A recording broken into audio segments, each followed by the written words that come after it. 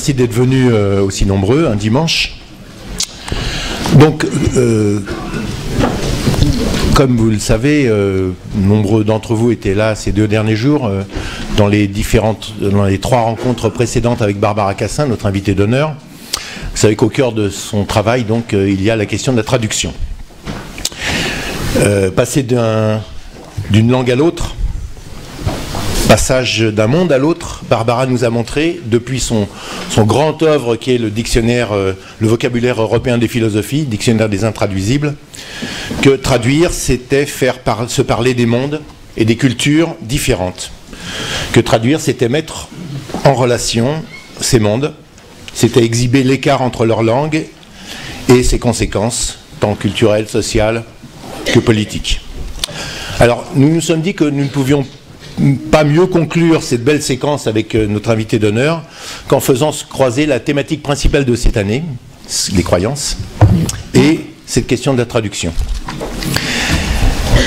Dans chacun des 3 monothéismes, juifs, chrétiens, musulmans, chacun des 3 monothéismes donc s'appuie sur des textes fondateurs, la Torah, la Bible, le Coran, dont la question centrale est justement celle de l'interprétation. On voit d'ailleurs aujourd'hui à quel point des lectures littérales de ces textes peuvent conduire à des dérives problématiques. Donc comment dit-on Dieu, et comment dit-on aussi l'autre d'ailleurs, dans chacun des 3 monothéismes? Pour en parler, aujourd'hui, sous l'égide de Barbara Cassin, que je ne vais pas représenter aujourd'hui, nous avons invité Marc-Alain Ouaknine, qui est donc rabbin au mouvement juif libéral de France, qui est philosophe, professeur des universités, producteur de l'émission Talmudique, tous les dimanches sur France Culture. Il dirige aussi... Je vais corriger, c'est pas grave, je corrigerai après. C'est pas le dimanche? Non, c'est pas libéral. C'est pas libéral? Non. C'est quoi alors le L? L, mais c'est pas... Moi je sais pas ce que tu as comme information. Alors c'est de moi. C'est pas grave. Je voulais vérifier que Marc-Alain Ouaknine était attentif, effectivement. Oui. Bon, alors il corrigera lui-même. Bon, mais vous êtes quand même... vous dirigez bien l'atelier Targum, voilà. Qui est un atelier de recherche et de méthodologie de l'interprétation et de traduction des textes fondateurs. C'est ça. Voilà, ça c'est bon. Alors, il est l'auteur d'une multitude de livres, je ne les citerai pas tous, quelques-uns comme ça. Le livre brûlé, Philosophie du Talmud. Vous savez, le Talmud, c'est le lieu où il y a le conflit des interprétations, on pourrait dire. Hein. Il a écrit Bibliothérapie, lire, c'est guérir. Dieu ou l'art de la pêche à la ligne, chez Bayard. La Bible de l'humour juif, en 5 tomes. Et Marc-Alain Ouaknine m'a raconté tout à l'heure qu'il y avait 5 tomes, tome 1, tome 2, tome 3, tome 4 et tome Cruise. C'est pas de moi, hein, c'est pas de moi. Voilà. Etc. Donc j'en ai oublié, mais c'est pas grave. Philippe Borgeaud, ici, qui est helléniste, qui est historien des religions, qui est professeur honoraire d'histoire des religions antiques à l'université de Genève, c'est bien ça? Bon. Vous avez également enseigné aux universités de Princeton, de Columbia et à l'école pratique de... Pas Columbia. J'ai une erreur par... je ne sais pas quelle va être l'erreur pour vous, Rachid. Bon, je suis... mais alors, vous avez aussi enseigné à l'école pratique de hautes études? Oui. Oui. Momentanément. Mais vous avez aussi publié une histoire des religions? Oui. D'accord. Des exercices de mythologie? Oui. Chez Labor et Fides? Et aux origines de l'histoire des religions? Oui. Bien. Rachid Benzine, vous êtes islamologue, politologue, chercheur associé à l'Observatoire du religieux de l'IEP d'Aix-en-Provence? Oui. Vous avez été également champion de France de kickboxing? Oui, entre autres. C'est vrai? Entre autres, ouais. Entre autres. Et vous êtes une des principales figures de l'islam libéral de France. Je peux dire libéral? On peut, ouais. Vous venez de publier au Seuil un livre magnifique, que d'ailleurs tous les livres de nos invités se trouvent, enfin pas tous, mais une grande partie, se trouvent sur les étagères dans le hall d'entrée. Hein. Vous avez vu un magnifique dialogue qui s'intitule avec Delphine Orviller, le rabbin, qui s'appelle Des 1001 façons d'être juif ou musulman, voilà, que je vous recommande vivement de lire. Vous avez également publié Les Nouveaux Penseurs de l'Islam, chez Albin Michel, et Le Coran expliqué aux jeunes. Très bien. Voilà. Je suis discriminé parce que vous n'avez pas fait de faute. Je vais essayer d'en introduire une, si vous voulez. Voilà. Je vais vous lire, juste avant de leur passer la parole, dans Les Nouveaux Penseurs de l'Islam, le livre de Rachid Benzine, ça s'ouvre par une citation d'Ali ibn Abu Talib, que vous connaissez peut-être davantage sous le nom tout simplement de Ali, le gendre du prophète, qui dit « Le Coran est dans le Mouchaf, il ne parle pas de lui-même, ce sont les êtres humains qui l'expriment. » Voilà, le Mouchaf, c'est le recueil des révélations. Je laisse la parole à Barbara. Oui, merci.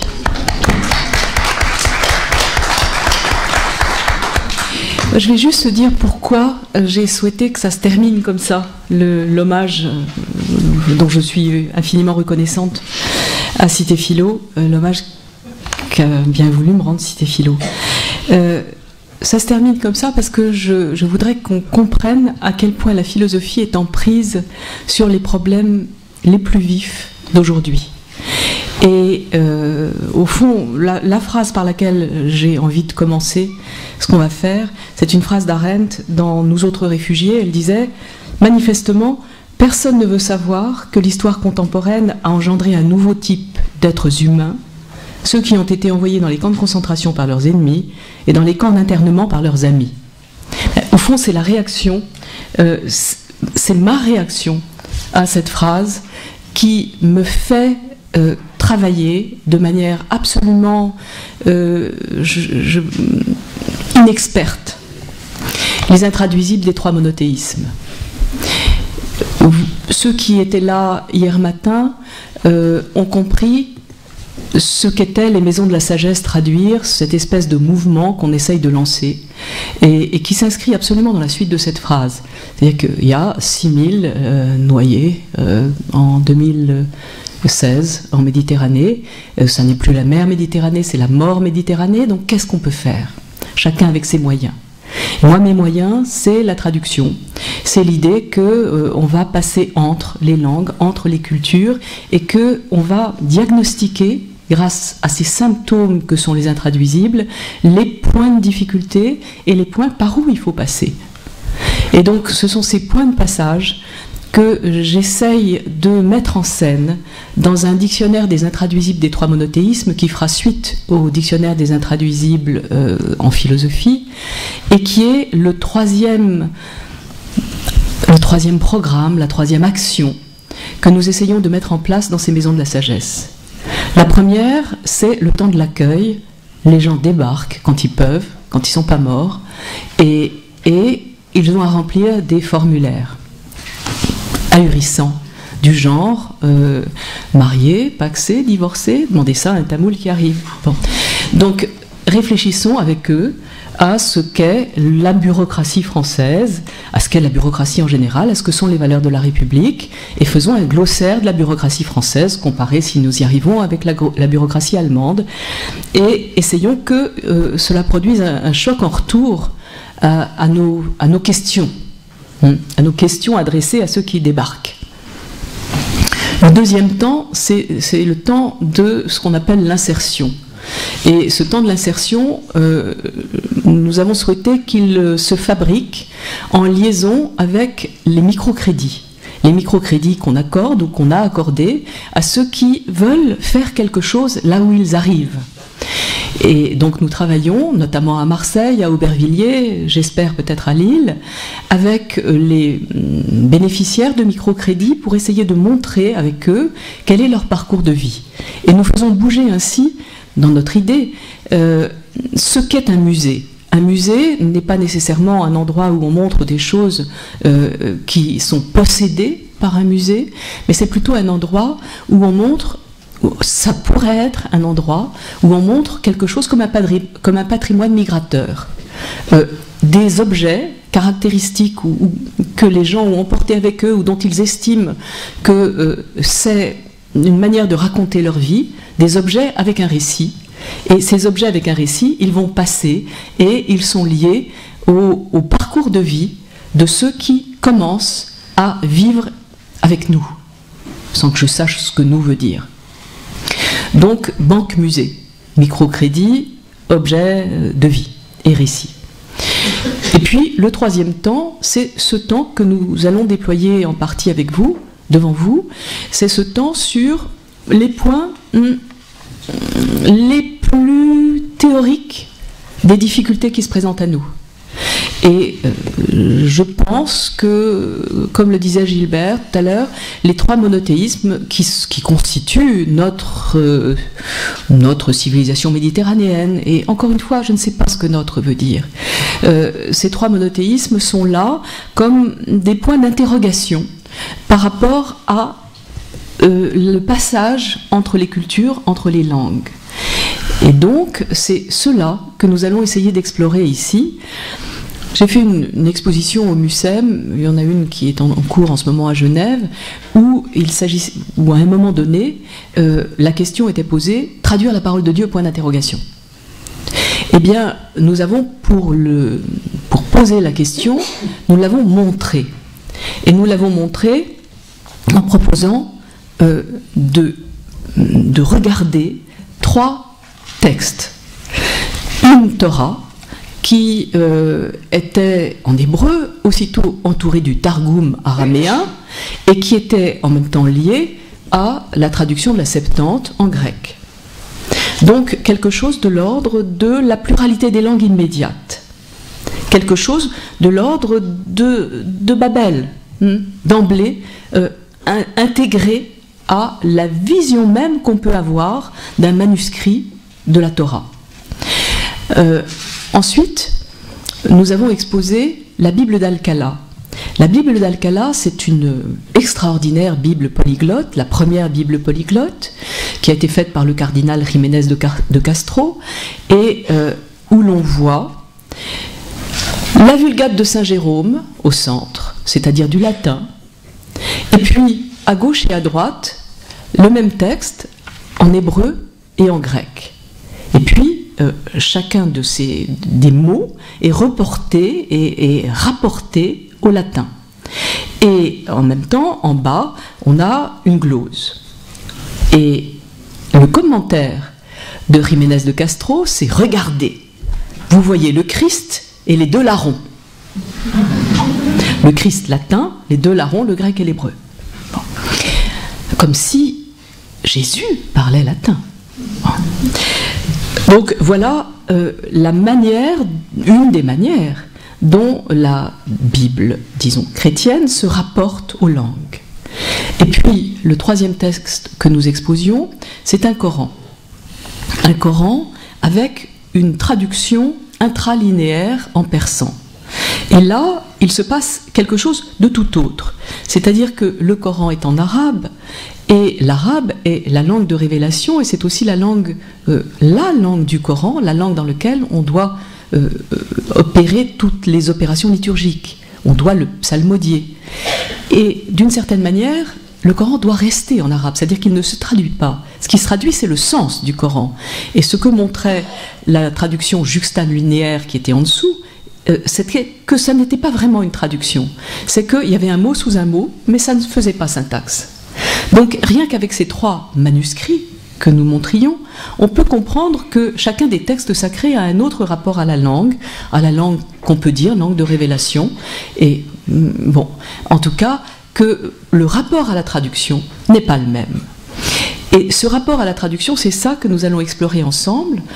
Nous avons commencé à le faire déjà à propos de Dieu, à propos de comment dit-on l'autre, comment dit-on Dieu. Nous voudrions le faire autour de tous les mots qui constituent, disons, les nœuds de chacun de ces livres. Et essayer de comprendre si comment c'est superposable ou non. Qu'est-ce qui bloque, qu'est-ce qui s'ouvre, comment on peut passer entre.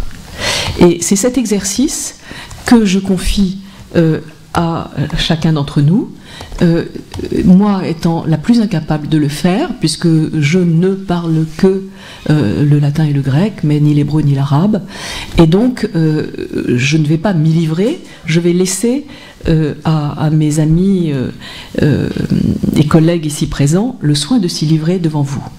Donc je commence par passer la parole à Philippe Borgeaud, qui va parler... Alors, je ne sais pas, tu as donné un titre ? Non. Bon. Non. Eh bien, il va parler de Dieu. Voilà. Alors d'abord, je veux vous remercier, et puis surtout remercier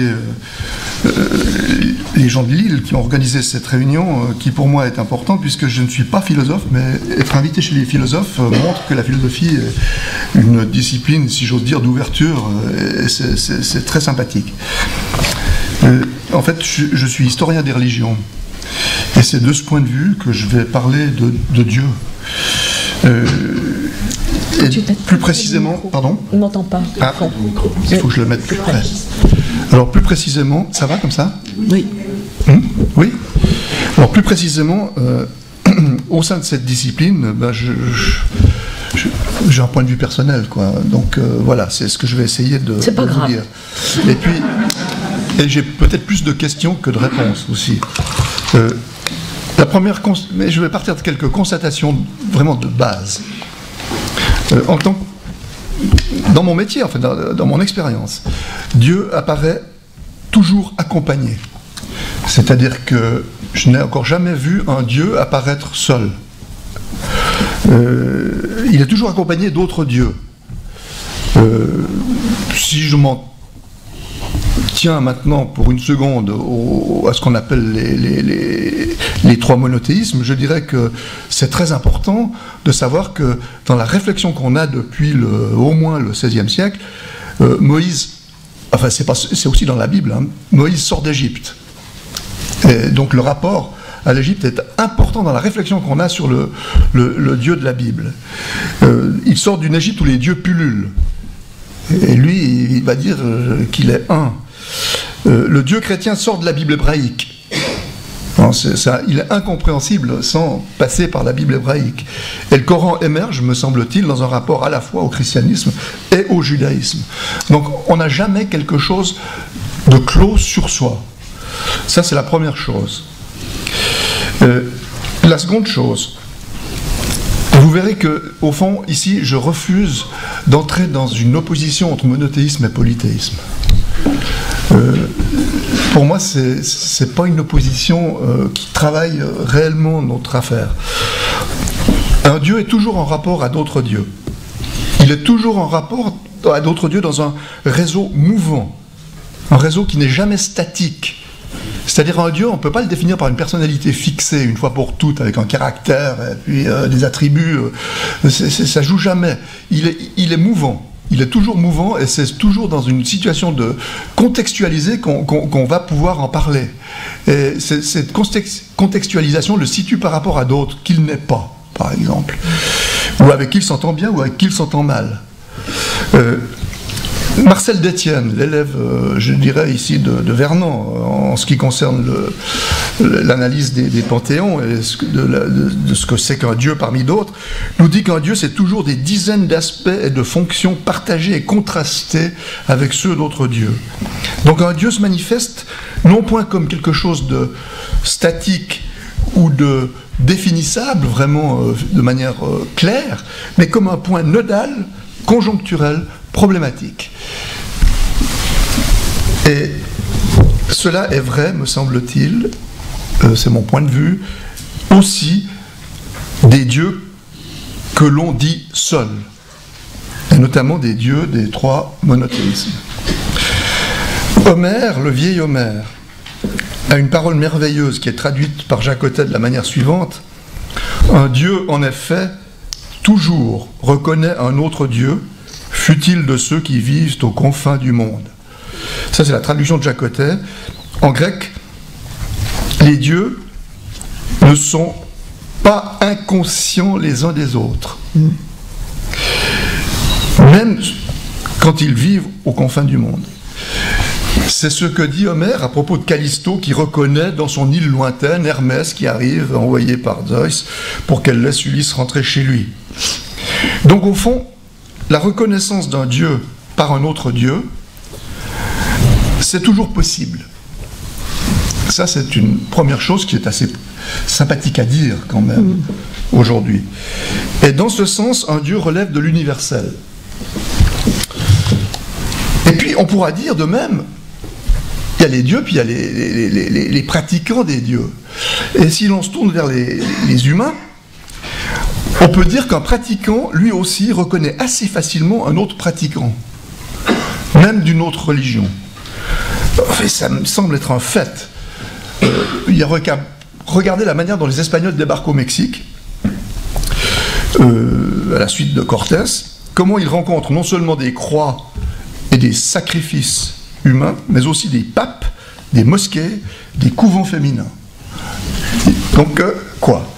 C'est-à-dire qu'ils sont dans une attitude qui est extrêmement commune et qui est très humaine, qui est une attitude de traduction.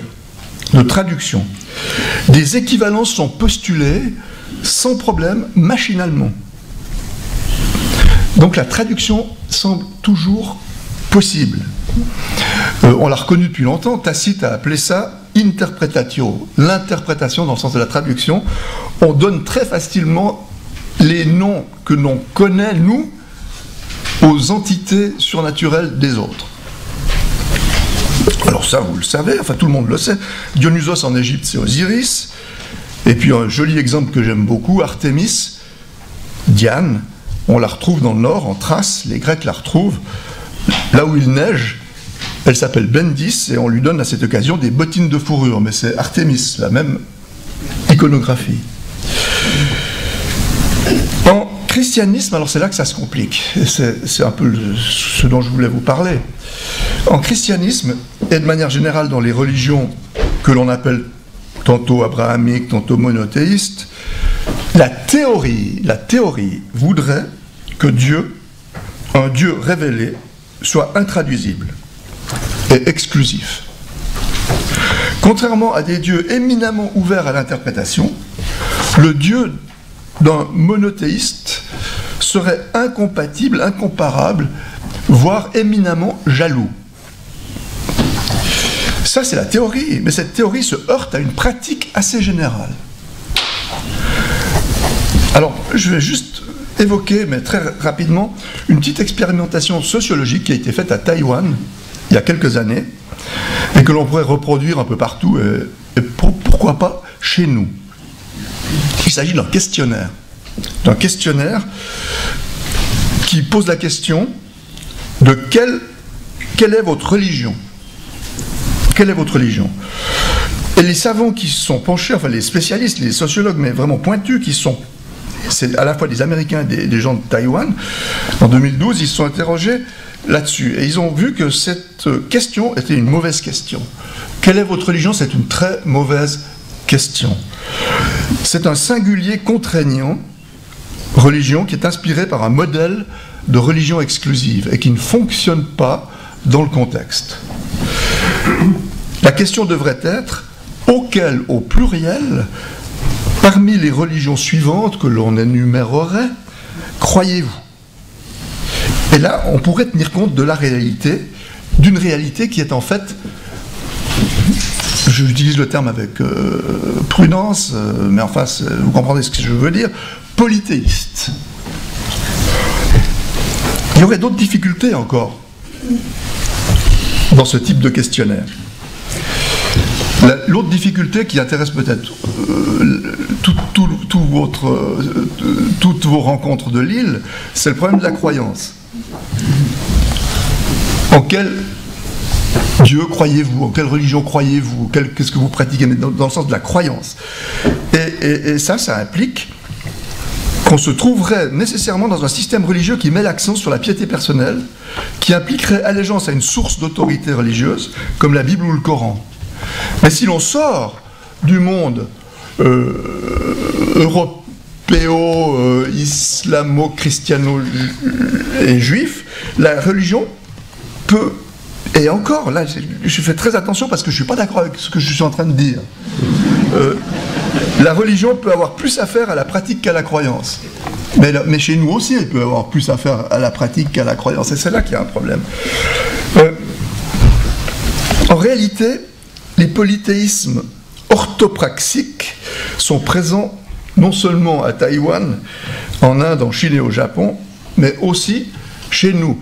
Et si vous voulez un exemple plus près, c'est pas tout à fait près, mais enfin, il faut aller au Brésil, où les traditions africaines sont très importantes, où un autre recensement, il y a 10 ans, là, montrait que 17% des Brésiliens qui se disaient religieux suivaient aussi des services religieux en dehors de leur religion affichée, le christianisme. Bon, cela revient à dire que de manière quasi universelle, on a tendance à accumuler et à traduire. Dans la mesure où partout on rencontre des prières, des prêtres, des rites, on est appelé à traduire, c'est-à-dire à interpréter, comme disaient les latins, les dieux et les coutumes religieuses. Au XVIIIe siècle déjà, on savait cela. Alors il y a un livre merveilleux sur lequel j'ai travaillé récemment qui s'appelle « Les cérémonies et coutumes religieuses de tous les peuples du monde » de Bernard Picard, l'éditeur, mais qui est aussi l'auteur du livre pour les textes, une grande partie des textes. Il a un travail d'édition ici, et il est accompagné de Bernard, l'éditeur et l'auteur, est accompagné de Picard, qui est le graveur extraordinaire. C'est un livre absolument fabuleux en 9 volumes au moins. Ça dépend des. Enfin, c'est un livre qui n'est jamais achevé en fait, et dont le premier volume et la préface paraît en 1724. Et qu'est-ce qu'on lit là? On lit qu'un peuple est le singe de l'autre en ce domaine. Et ça, c'est une parole qui me paraît assez extraordinaire. On est obligé d'avouer qu'excepté les caractères de révélation que l'on reconnaît en quelques religions, elles conviennent toutes en plusieurs choses, ont même principe et fondement dans l'esprit d'une bonne partie des hommes, s'accordent généralement en la thèse, tiennent même progrès et marchent de même pied. Un peuple est sur cet article le singe de l'autre. Alors, jusqu'ici, tout semble aller très bien. Mais les choses se compliquent. Elles se compliquent pourquoi? Parce que là, on parle de religion ici, mais on sait aussi, quand on est historien des religions, et pas seulement quand on est historien des religions, mais surtout quand on est historien des religions, on sait que ce qu'on appelle religion, nous, ici, aujourd'hui, est en réalité un concept historicisé, d'origine, enfin, je dirais un contexte qui n'est pas universel du tout, et qui a été forgé dans une histoire chrétienne. Pour juste dire un mot, mais un tout petit mot du mot lui-même, religion, c'est un mot latin, mais ça désigne au départ une attitude qui pourrait être tout à fait universelle. C'est-à-dire une attitude d'attachement à une règle coutumière, avec respect et scrupule, de choses très, très différentes les unes des autres selon la culture à laquelle on appartient. Et c'est seulement dans un second temps que ça en vient à signifier un attachement à Dieu plutôt qu'à la règle. Et encore dans un troisième temps que ça en vient à manifester de l'appartenance à une forme d'institution spécifique, séparée des autres institutions définie par l'agencement sous l'autorité de prêtres ou de responsables, disons, d'un canon de textes sacrés, de rites et de croyances. On parle dans ce sens, sans trop réfléchir, des religions du monde. On dit que l'islam, c'est pas le judaïsme, qui n'est pas le bouddhisme et qui n'est pas l'hindouisme. Mais ça, c'est récent. On n'en parlait pas comme ça. Et encore au XVIIe siècle, quand on utilise le mot religion, quand on parle des religions, le plus souvent, on parle à l'intérieur du christianisme de ce qui constitue la spécificité des bénédictins par rapport aux dominicains, des capucins par rapport à d'autres. C'est ça les religions. C'est-à-dire, c'est pas ce que nous appelons christianisme, bouddhisme, etc. C'est une attitude. C'est une manière d'être dans le rapport à. Bon. Pour arriver dans nos esprits en Europe au concept qu'on a aujourd'hui, il a fallu au XVIe siècle les guerres de religion. Cela veut dire, au fond, Et maintenant on le sait au fond, que la religion au sens moderne c'est un concept chrétien et du même coup un concept d'exportation. Un concept qui a été introduit, il a fallu fabriquer des mots pour répondre à ce concept. Il a fallu en fabriquer au Japon et en Chine entre 1850 et 1900. Sous pression occidentale. Donc, notre conception des religions est une conception que nous avons exportée et qui a tendance maintenant à devenir globale, sinon universelle. Et je vais conclure en disant qu'il en va de même de l'idée de Dieu. C'est en quoi les choses sont compliquées. Et je dirais que là aussi, l'histoire, pour faire un clin d'œil à Barbara Gassin, l'histoire vient compliquer l'universel. Le mot Dieu, c'est très difficile à utiliser quand on se demande à l'occasion de voyages ou de rencontres ce qu'il en est réellement des Dewa, des Bouddhas, des Kami, des fétiches, des maîtres des animaux et toutes ces entités extraordinairement complexes qui sont toutes irréductibles à la notion chrétienne de Dieu. Alors je vais conclure en évoquant cette conception chrétienne. Et pour ça, je me réfère à Lactance, un grand apologiste qui adresse ses institutions divines à l'empereur Constantin. On est au moment où le christianisme va devenir vainqueur. Lactance enseigne l'éloquence latine aux enfants de la famille impériale. C'est pas n'importe qui, mais c'est un grand penseur chrétien. Et en effet, il dit « Le mot qui convient pour désigner celui qui n'a pas besoin d'un nom propre, puisqu'il est seul, c'est Dieu. » C'est compliqué ça. Étant seul vrai Dieu, Dieu est donc distingué explicitement et sans ménagement. Dieu c'est Deus, là, Deus en latin. C'est le terme que vous trouverez chez tous les pères chrétiens. Deus est donc distingué explicitement et sans ménagement de l'infinie multiplicité des dieux au pluriel, ces dieux qui pullulent dans les provinces de l'Empire, qui ne sont pas des vrais dieux, qui sont des faux dieux, voire des démons, mais qui ont, eux, des noms propres. Dieu n'a pas de nom propre. Les autres s'appellent Zeus, Jupiter, Héra, Junon, Minerve, Apollon, Mitra, ce que vous voulez. Deus, donc, au sens chrétien, désigne l'innommé. Et cet innommé est distingué des autres comme la vérité est distincte de l'erreur. Lactance définit la vérité comme arcane du Dieu suprême.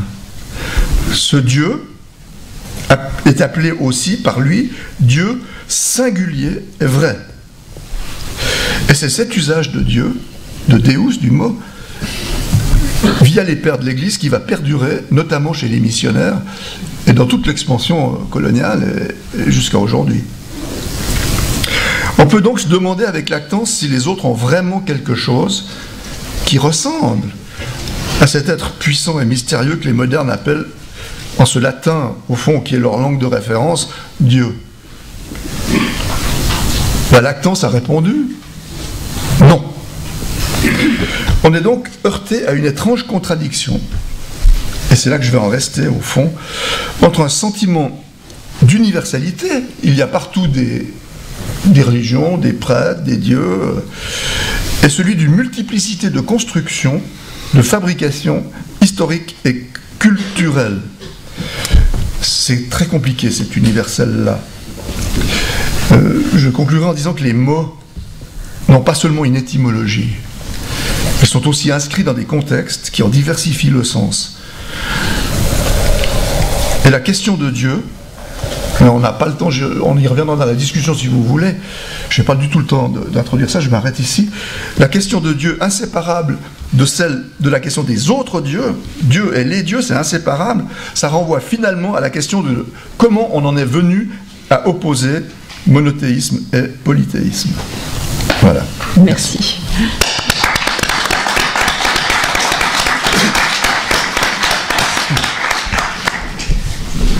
Bien. Rachid. Bonjour à tous et merci pour cette invitation dominicale. On a essayé de faire ça le vendredi, le samedi, le dimanche. Vendredi c'est Shabbat, samedi aussi, donc c'est pour ça qu'on est là le dimanche. merci aux chrétiens. Alors, tout d'abord, je voudrais poser cette question, est-ce que parler des dieux, n'est-ce pas d'abord parler des hommes? Et je partirai finalement de cette distinction, puisque la question de nommer Dieu, c'est un concept aussi à la fois linguistique, anthropologique, philosophique et théologique, notamment à travers la question de la parole de Dieu. Dieu a-t-il une parole? C'est-à-dire qu'on ne peut concevoir et penser cette notion de la parole de Dieu que par des termes analogiques.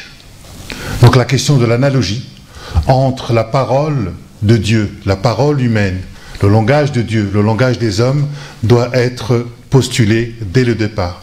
Et qui dit analogie, dit aussi l'idée de l'écart. Parce que c'est un Dieu qui se dit à travers l'écart, et donc un Dieu qui se dit dans une parole humaine, mais qui dépasse cette parole humaine. C'est toute la problématique entre la question de l'infini, de celui que nous appelons pour l'instant Dieu, parce que nous n'avons pas trouvé d'autres termes pour dire cette question de l'ultime, et nos langages humains qui sont le fruit de constructions sociales et historiques, puisque la langue, le langage lui-même est lié à une convention humaine. Une convention humaine puisque le langage, la langue, nous donne une représentation du monde ou de Dieu, pas une présentation directe.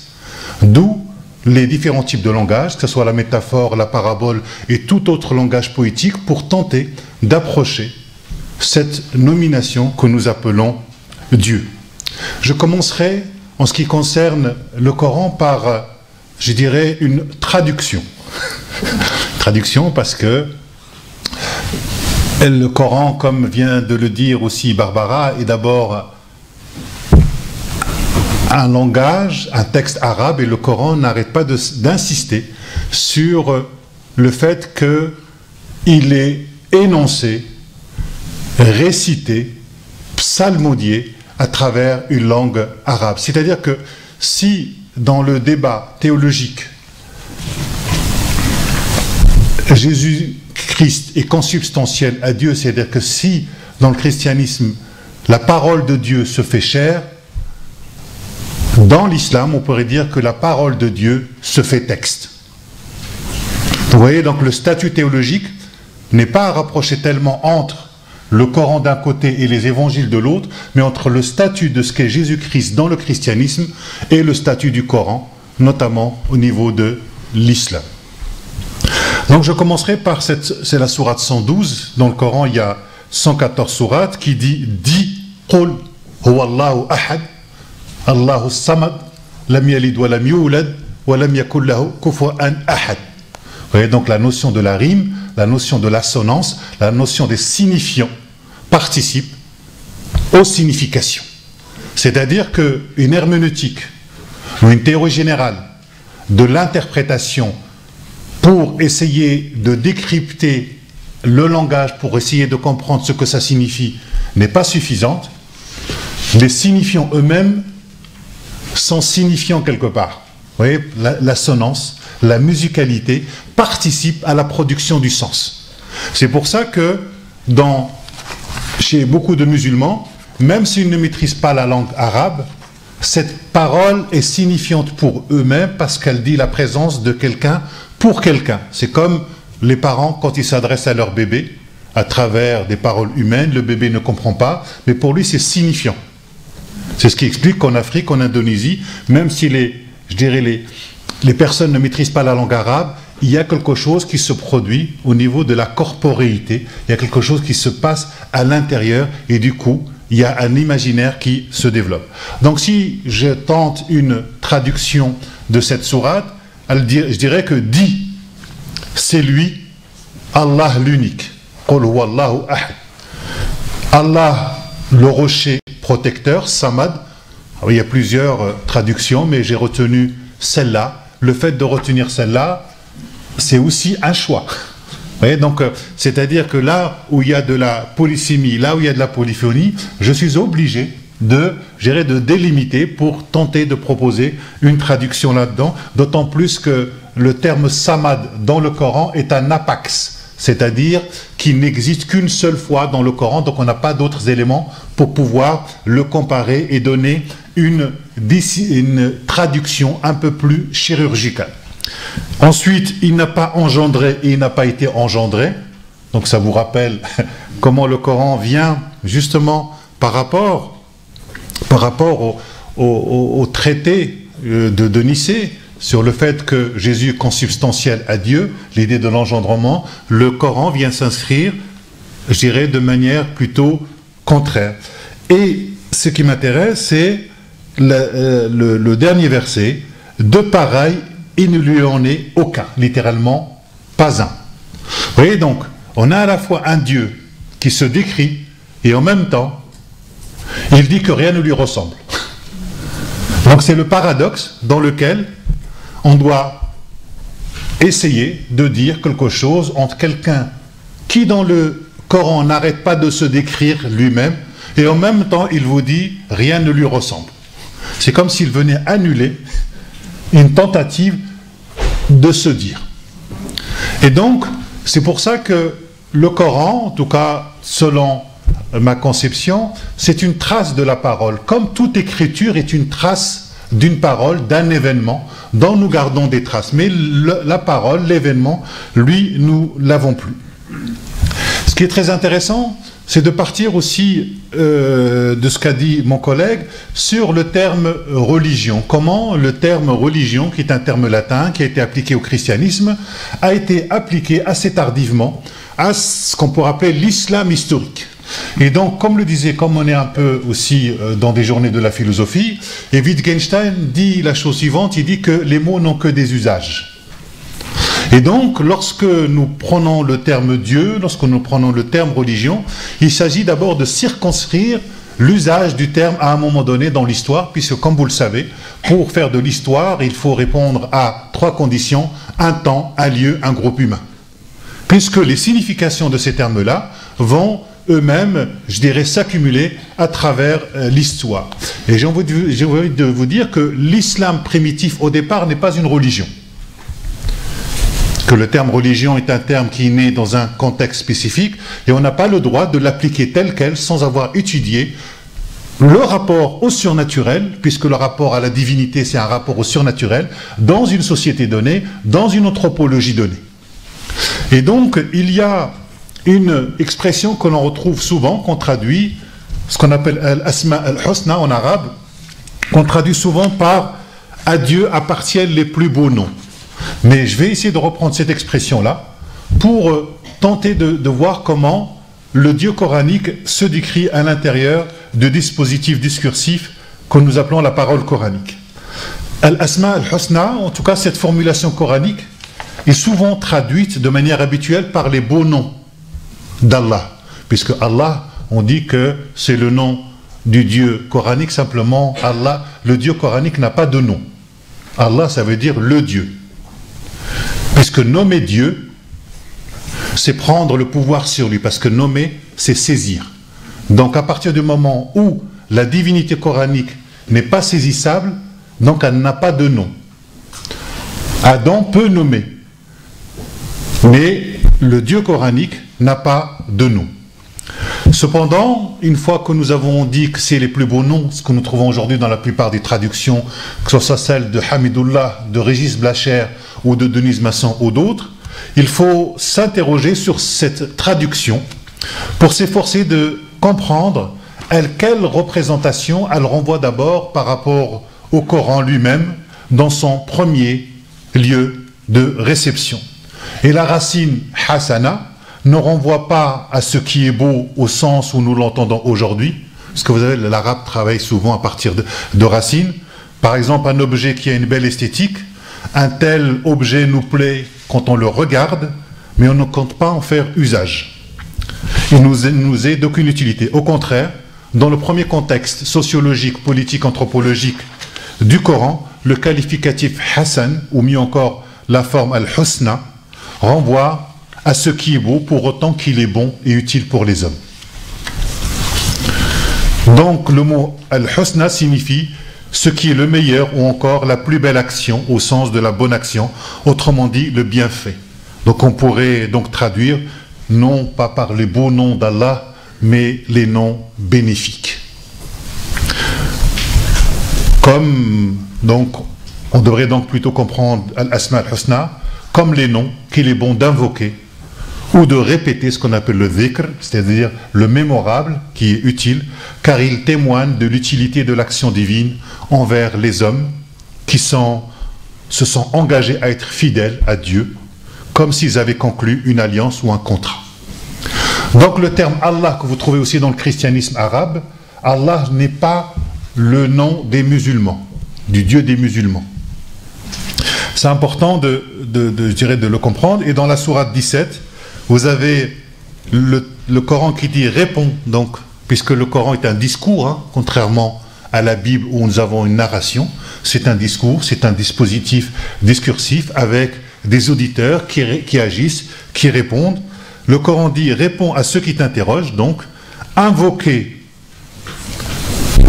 Allah ou invoquez Ar-Rahman sous quelque nom que vous l'invoquiez à lui sont les noms bénéfiques. Et donc peu importe la manière dont nous le nommons. Donc, pour aller de manière assez rapide, je dirais que la divinité coranique va se construire à travers la langue arabe, à travers une chronologie, une succession dans la manière de nommer la divinité. Tout d'abord, si on peut essayer de restituer cette chronologie, le Dieu coranique se construit en termes de figure, parce qu'à partir du moment où on parle de Dieu, nous sommes dans la figuration. Étant donné qu'il y a cette figuration, donc la question c'est de savoir comment cette figuration se construit à travers ce dispositif. Le premier nom qui semble apparaître, c'est le terme Rab. C'est une manière, on trouve dans la sourate 106, Fali'abudu Rab hadal bayt, qu'ils rendent culte au Rab de la demeure. Dans les langues sémitiques, ce mot renvoie à Rav, R-A-V, c'est-à-dire à ce qui est grand. Par exemple, pour l'Euphrate, le grand fleuve, le mot est également utilisé pour désigner le chef de marché ou d'armée en araméen. C'est en syriaque que le mot serait devenu commun comme nom divin, El, qui va devenir Elohim, Al-Illah, le Dieu. Le divin dans les langues sémitiques est présenté comme un seigneur. Et encore aujourd'hui, que ce soit l'arabe dialectal ou l'arabe littéraire, un maître de maison s'appelle Rab al-Bayt.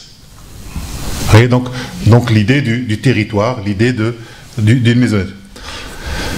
Quoi qu'il en soit, de cette étymologie partagée de ce terme Rab, le sens primitif et en arabe est d'abord à décrypter à partir de son terrain et des usages terminologiques sur ce terrain, d'où la nécessité de faire de l'histoire, de l'anthropologie et de la linguistique. Ensuite, vous allez avoir le second qualificatif qu'on appelle Ar-Rahman. Donc le terme Rahman, la racine est sémitique et elle renvoie à la parenté utérine, Rahim, l'utérus. Et donc à la représentation d'une bienveillance et d'une solidarité très forte, comme entre des frères issus d'un même père, mais aussi d'une même mère. Donc le nom divin Ar-Rahman est un emprunt qui nous vient du Yémen. Il était déjà utilisé au Yémen par le judaïsme implanté depuis au moins le 4e siècle et les chrétiens depuis le 5e siècle. Et la manière dont Ar-Rahman va apparaître dans le Coran, il apparaît dans les inscriptions pour désigner le Dieu créateur du ciel et de la terre. Et ensuite, dans un troisième temps, le nom Ar-Rahman disparaît assez vite pour ensuite laisser place à Allah qui devient le nom archidominant. Et Allah renvoie étymologiquement au Dieu avec valeur de nom propre, le Il. Cette nomination s'impose quand la révélation a pris définitivement le tournant de l'adhésion au Dieu unique parce qu'il est créateur, alors que les autres divinités adorées ne le sont pas. Et donc le terme Rahman, qui était le bienfaisant, va régresser alors en qualificatif. Et on le trouve par exemple dans les différentes formules que vous trouvez dans la plupart des sourates, puisqu'il y a 114 sourates ou 114 chapitres, et que toutes les sourates, excepté une, commencent par, en général, Bismillah ar-Rahman ar-Rahim, c'est-à-dire qu'on traduit souvent par au nom d'Allah ar-Rahman ar-Rahim, mais c'est pas tellement au nom, c'est plutôt par le nom. Parce qu'on ne parle pas au nom de Dieu. Et donc, ar-Rahman, le bienveillant, et le qualificatif ar-Rahim va être celui qui pardonne. La traduction de Chouraki, le matriciel et le matriciant, est historiquement et anthropologiquement anachronique. Voilà une manière. Je vois mon ami le rabbin. Il me regarde comme ça. Avec bienveillance. Avec bienveillance, bien sûr, Rahman. Rahman. Et c'est ça qui est très intéressant, je dirais, d'essayer de comprendre, c'est-à-dire qu'à la fois, on a ce Dieu, je dirais, qui parle, qui ne cesse de parler dans le Coran, qui à la fois est intraduisible, que personne ne lui ressemble, et ensuite il parle dans un langage humain, et en même temps il construit absolument cette figure-là dans la langue arabe. Ce qui est très intéressant, c'est de voir ensuite comment cet islam arabe va sortir d'Arabie très vite pour aller vers d'autres contrées et rencontrer d'autres cultures. Et à partir du moment où il entre dans d'autres cultures, même s'il reste récité en arabe, toute la production qui va avoir lieu, même si elle est d'expression arabe, va être faite aussi par à la fois les convertis qui vont entrer en islam, que ce soit du judaïsme, du zoroastrisme ou du christianisme, et qui vont venir enrichir à la fois cette langue et cette religion, tout simplement pour vous dire que toutes les religions sont des religions syncrétiques et qu'elles sont le fruit des hybridations interculturelles et interreligieuses dans une perspective toujours de création. Et donc, tous les fondamentalistes qui sont dans cette obsession de la pureté, je terminerai simplement par un éloge de l'impureté comme élément de fécondation des religions, et je vous remercie.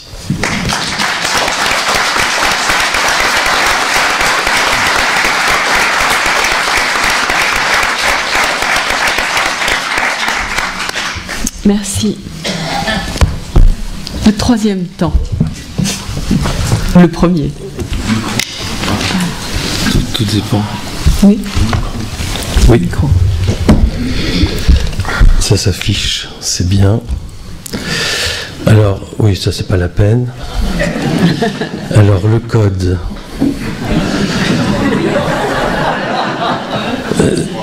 C'est 1, 2, 3, 4, voilà, mon bureau. On va le laisser pour l'instant, et puis on va avoir des documents.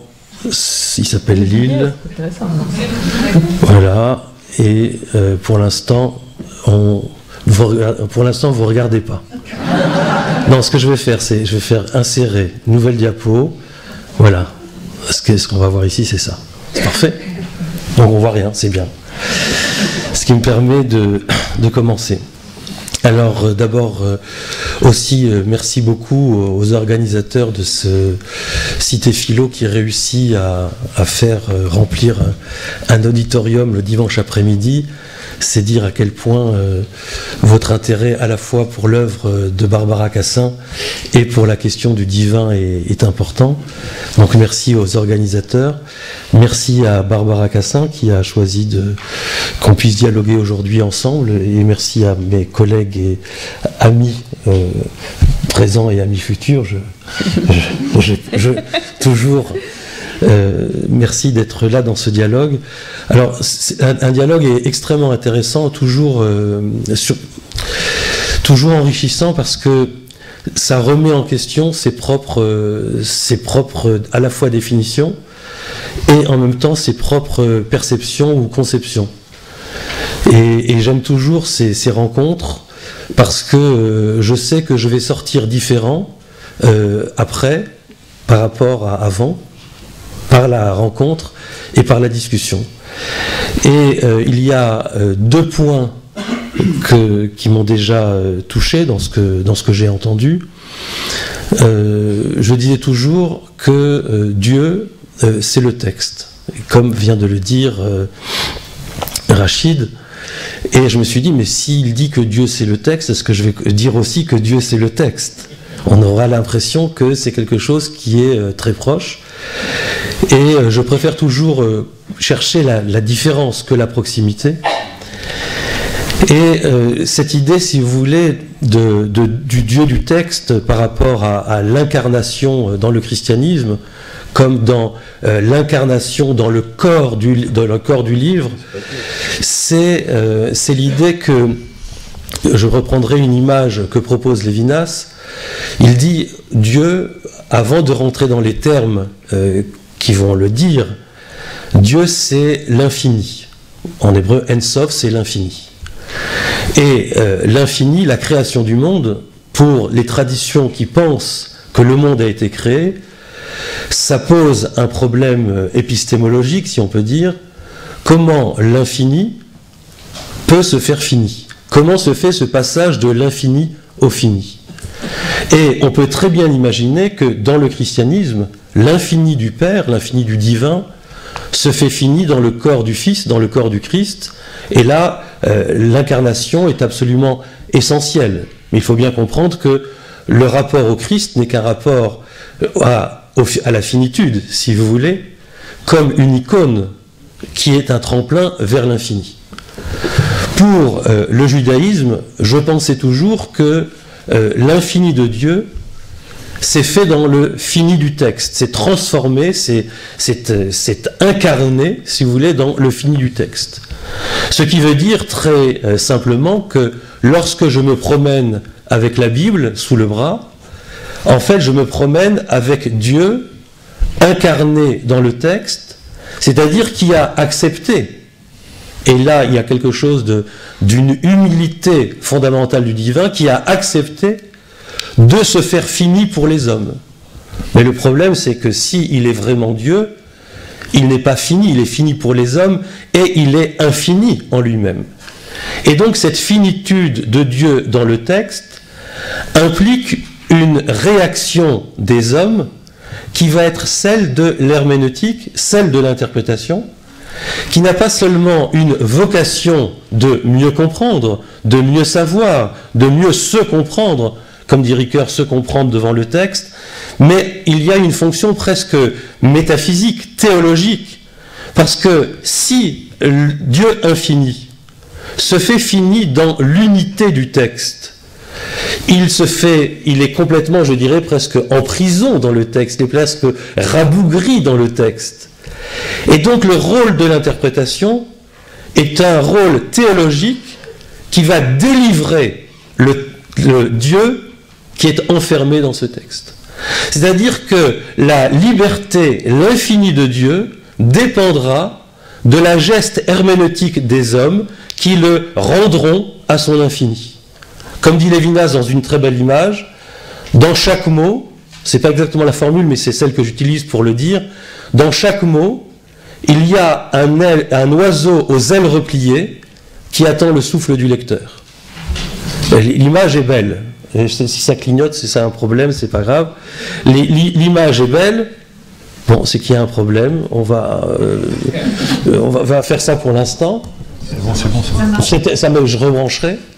L'image est belle. C'est-à-dire que interpréter, c'est offrir son souffle aux mots qui vont déployer leurs ailes et le divin va retrouver son infini. Vous imaginez bien, nous sommes dans la poésie, mais c'est cette poésie qui permet de comprendre quelque chose de ce qui se passe. Donc il y a une première dialectique de l'infini et du fini, du se faire texte, et de l'herméneutique qui y répond. Mais aujourd'hui, je dirais la chose différemment, c'est que Dieu ne s'est pas fait texte. Je vais être beaucoup plus précis, je rebranche si vous voulez, pour être sûr que ça marche. C'est le verbe de Dieu, c'est pas Dieu. Pardon? Alors, je disais que c'était le verbe de Dieu, c'est pas Dieu. Oui, le verbe de Dieu. C'est le verbe de Dieu qui s'est fait texte. Ouais, c'est pas Dieu. Voilà. C'est le verbe de Dieu s'est fait texte. Mais aujourd'hui, je dirais que non seulement Dieu ou le verbe de Dieu ne s'est pas fait texte, mais il s'est fait nom. N-O-M. Il s'est fait nom. C'est-à-dire que ce n'est pas le passage de l'infini dans le texte, c'est la transmutation de l'infini du divin dans un nom, mais qui est à la fois fini, parce que c'est un nom avec des lettres, mais dont l'essence est infinie. Et qu'il faut retrouver dans la lecture la dimension infinie de ce nom, qui va, le texte ne vient qu'en second. Il est le déploiement du geste séminal, si vous voulez, de ce devenir nom. De ce devenir nom.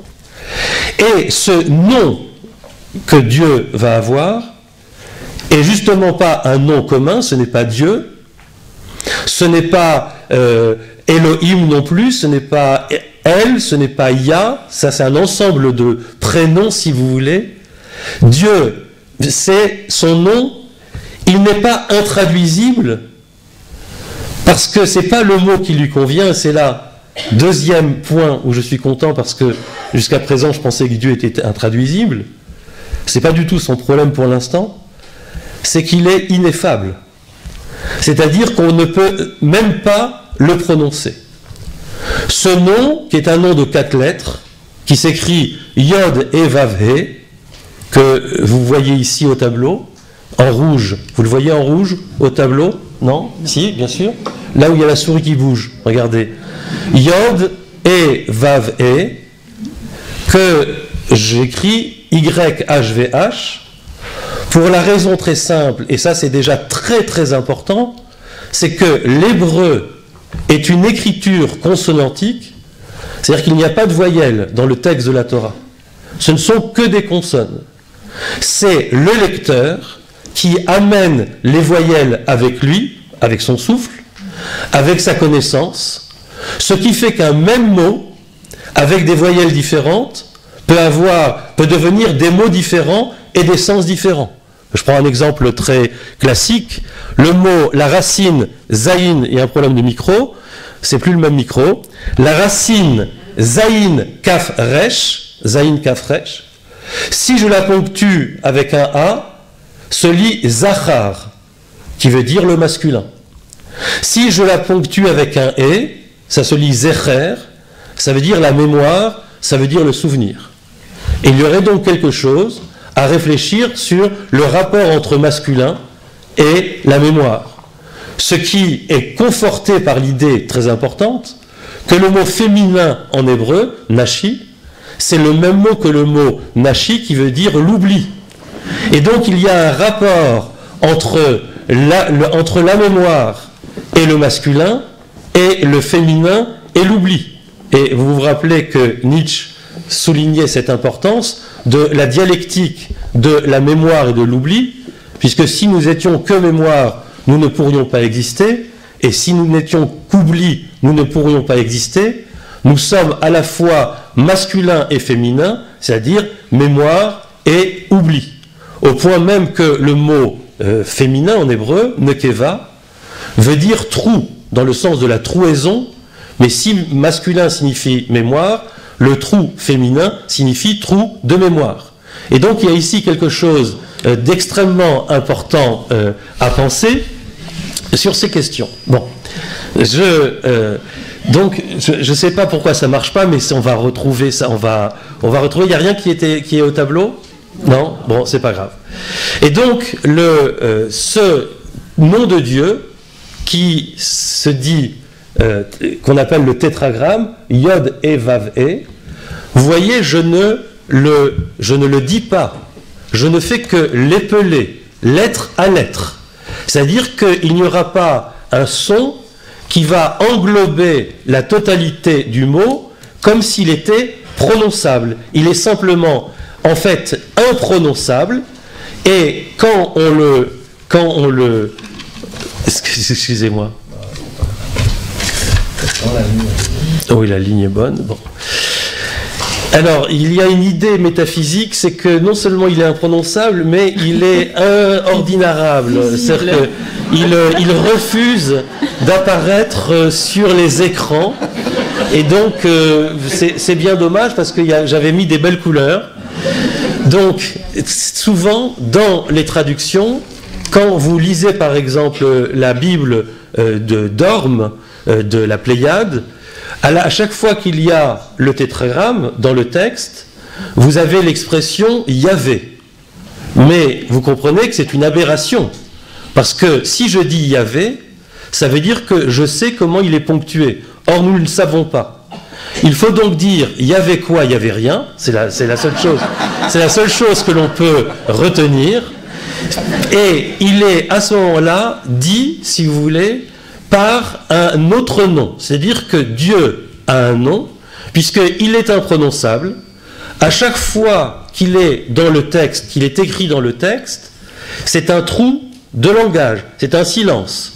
Par exemple, si je dis, par exemple, c'est pas le cas, mais si c'était le tétragramme a créé le monde, ce qui n'est pas le cas parce que c'est un autre nom qui a créé le monde, c'est Elohim et pas Yahvé, pas le tétragramme. Mais si c'était le tétragramme qui a créé le monde, je dirais rien, mais je ferais a créé le monde. A créé le monde. Vous imaginez que dans le texte, à chaque fois qu'il y a le nom de Dieu, par exemple, et Dieu, on raconte une histoire, et Dieu décida. Ça veut dire que c'est véritablement un silence. Donc, on a un problème pendant la lecture, puisque à chaque fois que le tétragramme apparaît, il faut se taire. Donc, c'est un nom qui n'est pas prononcé parce qu'il nous invite au silence. Et nous invitant au silence, mais ça pose aussi un problème réel de lecture, parce qu'on ne peut pas faire comme je suis en train de le faire. C'est pas grave, je vais essayer de me débrouiller. Je refais un redémarrage, on essaye. Je redémarre, je suis désolé, hein, c'est la technique. Mettre à jour, redémarrer. Et vous me suivez parce que je sais que c'est un peu pénible ces histoires techniques. Redémarrer quand même. À chaque fois qu'il y a le nom de Dieu, le tétragramme, normalement il y a un silence. C'est ce que je viens de dire. Mais comme on ne peut pas lire à chaque fois avec des trous de silence, parce que ça fait un peu bizarre, on a inventé un autre mot qui est non pas le nom de Dieu, mais le nom qui vient remplacer le Dieu qu'on ne peut pas prononcer, qui se dit Adonai, Aleph, Dalet, Nun, Yud. Donc Adonai, qui veut dire en fait mon Seigneur ou mes seigneurs, c'est le nom du nom, mais pas le nom lui-même. Voilà une idée très importante, c'est-à-dire que si vous pensez à la question du nom de Dieu, tétragramme, dans la pensée juive, il faut penser à partir du concept de silence. Et ce nouveau nom, alors, pour continuer je sais pas, c'est pas grave, laissez tomber parce que ça perturbe en fait l'écoute, je vais essayer de faire sans, surtout que j'ai qu'un quart d'heure et ça fait déjà un quart d'heure que je parle, je crois, et que j'ai pas commencé, donc...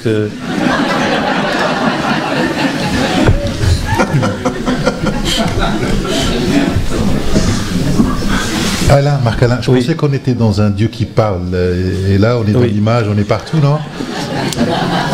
Ah ben ça marche. Mais on est dans le silence, arrête. On est dans un Dieu qui parle, mais en fait, c'est, comme tu le disais, c'est-à-dire qu'en fait, on entend un son, et on imagine le contenu de ce son en disant que c'est la parole de Dieu, mais en fait, ce qu'on entend, c'est rien. Et que quand on dit Dieu a dit, ça veut dire qu'en fait on n'en sait rien du tout. C'est un commentaire magnifique du maître de Lévinas qui s'appelle Monsieur Chouchani, c'est un monsieur très très particulier, qui disait, il y a quelque chose qui s'affiche là-haut, formidable, qui disait que il y a une expression en hébreu qui dit Vaidaber Adonai El Moshe les morts. Dieu a parlé à Moïse en disant. Les morts, ça veut dire en disant. Et M. Chouchani disait qu'à propos de ce mot, les morts, il avait 120 interprétations. Il en a donné une à Lévinas, Lévinas en a donné une deuxième, et 118 interprétations sont parties avec lui dans sa tombe. Donc on a du travail. Et l'interprétation qu'il a donnée, c'est qu'il a coupé le mot « les morts » qui veut dire « en 10 ans », il l'a coupé en deux, ce que j'appelle une lecture aux éclats, et ça s'écrit « lo amar », ça veut dire qu'il n'a rien dit. Dieu a parlé à Moïse en ne disant rien. Ce qui veut dire que c'est très important cette idée, c'est-à-dire que le contenu de la parole que nous faisons, que nous accréditons au divin, est en fait une interprétation complètement humaine. Dans cette idée, alors le silence par exemple, il y a ce très très beau texte avec le prophète Élie, dans le livre des rois, où il y a une sorte de théophanie, et Dieu va apparaître, et le texte dit, il y avait des éclairs, il y avait du tonnerre, il y avait du bruit. Dieu n'était ni dans le bruit, ni dans les éclairs, ni dans le tonnerre. Il était le col de Mamadaka, dans une voie de fin silence, dans un fin silence. Donc, la question de savoir, ce silence d'ailleurs, qui se dit en hébreu, il y a dama, daka, dama qui veut dire silence, et de la même racine en hébreu que le mot dimayon, qui veut dire l'imaginaire, qui veut dire l'imagination créative. D'une certaine manière, la parole de Dieu, ce n'est pas la parole de Dieu qui nous parle de quelque chose, c'est la parole de Dieu qui se tait pour que nous puissions commencer à parler. Il y a une sorte de... La révélation du divin est une sorte de retrait du divin pour laisser la place à l'homme. On appelle ça en hébreu le tzimtzum. Le tzimtzum, c'est le retrait du divin.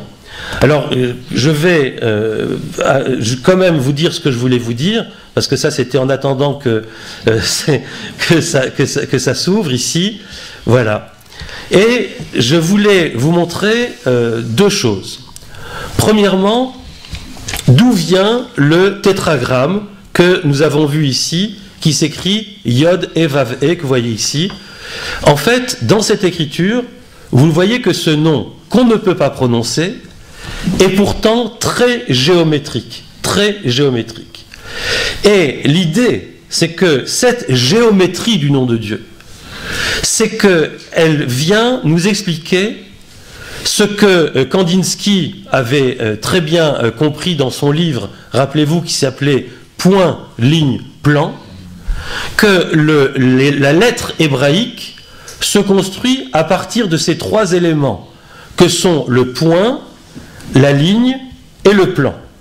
Sauf que, si vous lisez l'hébreu, ce qui est le cas d'un certain nombre d'entre vous, ce qui semble être ici un point, une ligne et un plan, c'est en fait trois lettres de l'alphabet.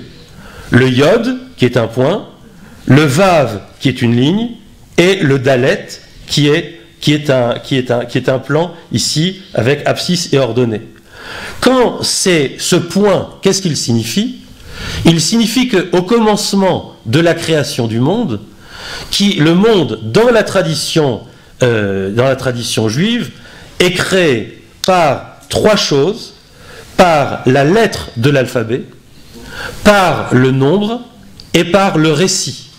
Et il faut toujours avoir en tête ce tissage entre nombre, lettre et récit. La lettre de l'alphabet, d'ailleurs le texte de la Torah, est raconté comme étant, à l'origine, feu noir sur feu blanc. Le feu noir de l'encre sur le blanc du parchemin. Et donc, quand on parle par exemple de la création du monde, il ne s'agit pas de la création du monde tel que le monde a été créé, parce que ça, on n'en sait strictement rien. Quand, au commencement, Dieu a créé le ciel et la terre, ce n'est pas la création du monde, c'est le récit de la création du monde. Ce qui change, c'est complètement différent. C'est-à-dire la manière dont les hommes ont écrit cette histoire et la transmettent de génération en génération jusqu'à aujourd'hui. Ce qui explique quelque chose d'extrêmement important. Par exemple, ça résout le problème. Pourquoi, dans la tradition juive, le calendrier, nous sommes aujourd'hui dans l'année 5778, Est-ce que le monde a été créé il y a 5778 ans? C'est ridicule. On sait que le monde a des millions, voire beaucoup plus d'années. Donc d'où vient ce nombre? Et la réponse est très simple. C'est que 5778, c'est le début de l'écriture. L'écriture est née il y a moins 3500 ans. Nous sommes en 2017. Si vous faites le compte, il y a 5500 ans, c'est la naissance de l'écriture. Et donc, le monde a été créé, non dans sa réalité matérielle, quand on dit au commencement Dieu a créé le ciel et la terre, mais le monde a été créé comme récit que je peux écrire et que je peux transmettre aux générations il y a 5778 ans. Donc ça, c'est éminemment important parce que ça remet en question toute la notion de créationnisme, etc. Le problème de la Torah, c'est pas le problème du monde, c'est le problème du texte. C'est le problème de ce texte. Et donc, dans ce texte, si la création, c'est la création dans le livre, c'est-à-dire par la lettre de l'écriture, qu'est-ce qu'il y a comme commencement de la lettre d'écriture? Quand le scribe pose sa plume avec l'encre, et il n'a même pas commencé à écrire, juste la rencontre entre la plume et le papier, ben, il y a un point, il y a une tache d'encre, qui est cette lettre-là, qui est la lettre Yod, la plus petite. Mais si je fais une tache d'encre, ça ne suffit pas pour faire des lettres et pour faire récit. Alors, qu'est-ce qui vient après le point? Euclide nous l'a appris, ben, c'est le trait, c'est la ligne, puis ensuite ça va être le plan, puis ça va être le volume. Et le tétragramme, vous voyez ici point, ligne, plan, le tétragramme qui est écrit Yod et Vav et, c'est la combinaison de ces trois termes. Regardez, je fais maintenant le tétragramme en couleur. Yod, c'est un point. Quand je combine ici le plan avec la ligne, j'ai la deuxième lettre du tétragramme qui est un E, Yod et. J'ai la ligne elle-même qui est un Vav, et j'ai de nouveau maintenant ici, non pas le plan et la ligne, mais le plan et le point, et j'ai la deuxième lettre E, Yod et Vav et. Le tétragramme ineffable, imprononçable, dans l'une de ses explications, qui est celle de sa graphie, c'est de nous rappeler les dimensions de l'espace dans lesquelles nous évoluons. Mais ce qui est intéressant, c'est que nous n'évoluons pas seulement dans l'espace, nous sommes aussi dans l'espace et le temps. Nous sommes vraiment espace et temps complètement inséparables. Or, dit le commentaire qui s'appelle Even Ezra, cette racine, ce tétragramme que je trouve ici, Yod et Vav et, est combiné de trois lettres avec la répétition d'une, vous voyez ici cette deuxième qui est E, qui permet d'écrire trois mots, et Vav et, le mot Ove qui veut dire le présent, Yod et Ye qui veut dire il sera le futur, et He Yod et Aya, il était. C'est-à-dire que le tétragramme, qui est le nom ineffable, imprononçable, incompréhensible, sur lequel on ne peut avoir strictement aucune maîtrise, dit malgré tout, dans sa graphie et dans sa grammaire, les conditions de possibilité de l'existence dans lesquelles nous sommes, à savoir les conditions premières, à savoir le temps et l'espace. Maintenant, il y a un troisième moment, si je peux me permettre de continuer, Barbara, juste parce qu'il faut aller jusqu'au bout de la démonstration, c'est que si le monde a été créé par trois choses, par la lettre et par le nombre, il faut comprendre que à chaque fois que j'ai un nom, à chaque fois que j'ai un nom de Dieu, comme n'importe quel mot d'ailleurs, j'ai un nombre qui lui correspond. Et ce nombre qui lui correspond va parcourir, si vous voulez, l'ensemble du texte. Je ne sais pas, vous relirez un texte de Starobinsky qui s'appelle « Les mots sous les mots », si mes souvenirs sont bons. Et les mots sous les mots, c'est dans la poésie latine, explique-t-il, c'est comment les noms des dieux latins sont en hypogramme, ce qu'il appelle, c'est-à-dire qui apparaissent en dessous des textes. Si on peut les repérer, ils se trouvent dans le texte. Dans le texte hébraïque, c'est exactement la même chose. Puisque, au commencement, ce n'est pas l'incarnation du divin infini dans le texte, mais l'incarnation dans un nom, et que ce nom va se déployer, Il faut comprendre à chaque fois que je lis quelque chose, quel est le rapport de ce que je suis en train de lire avec la chose que je suis, le rapport entre ce que je suis en train de lire avec le nom. Et je vais vous donner un exemple extrêmement simple.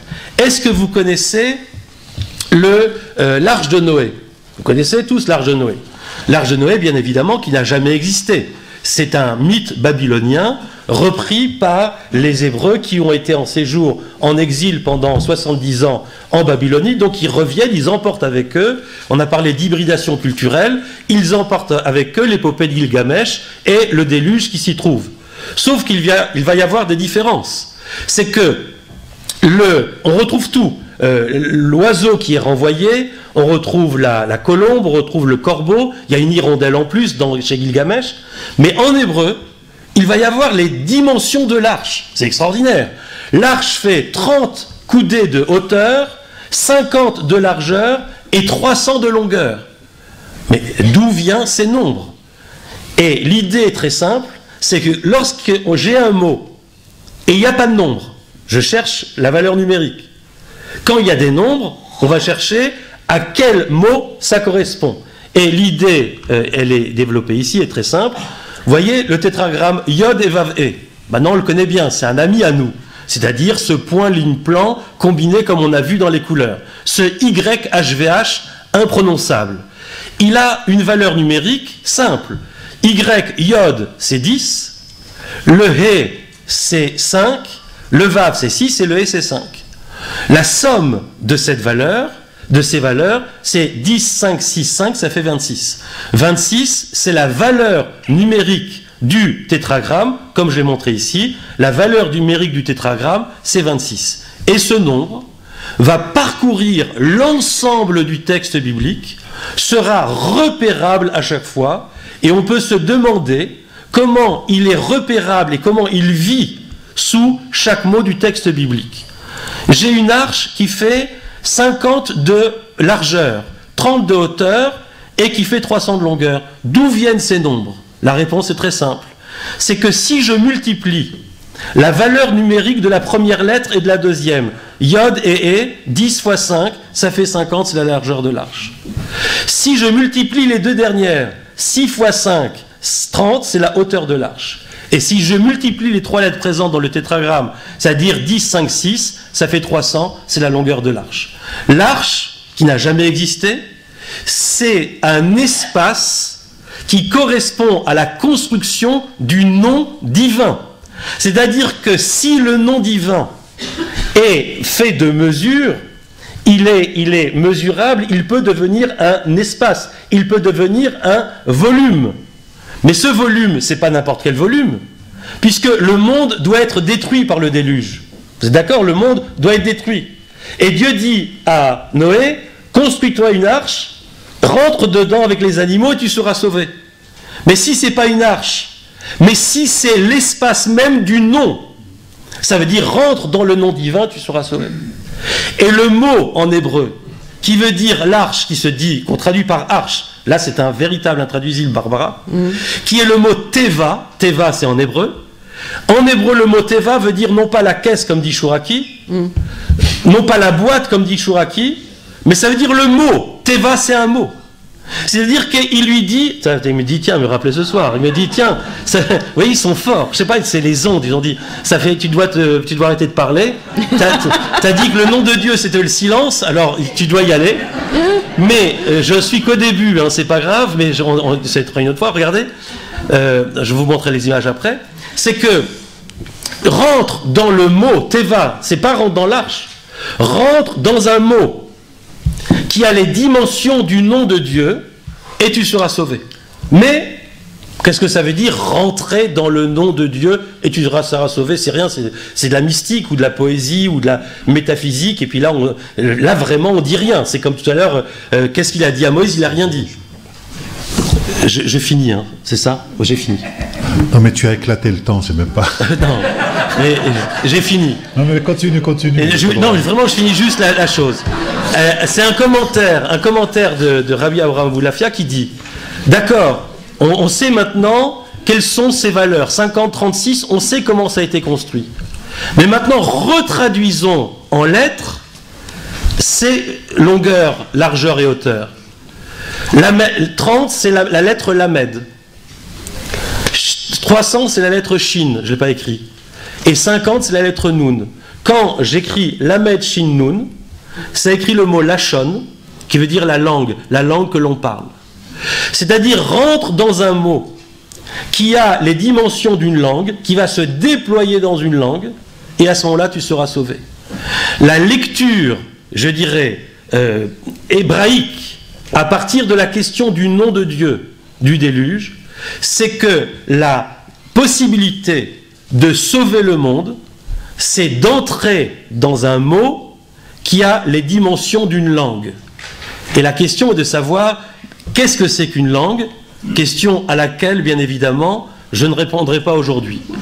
Mais je voudrais juste terminer pour dire un petit peu l'esprit dans lequel je travaille, et j'aurais voulu vous raconter plein de choses, mais ça sera une autre fois, c'est que j'aime beaucoup la lecture, j'aime beaucoup les auteurs, j'aime beaucoup la lecture, les poètes, j'aime beaucoup la langue.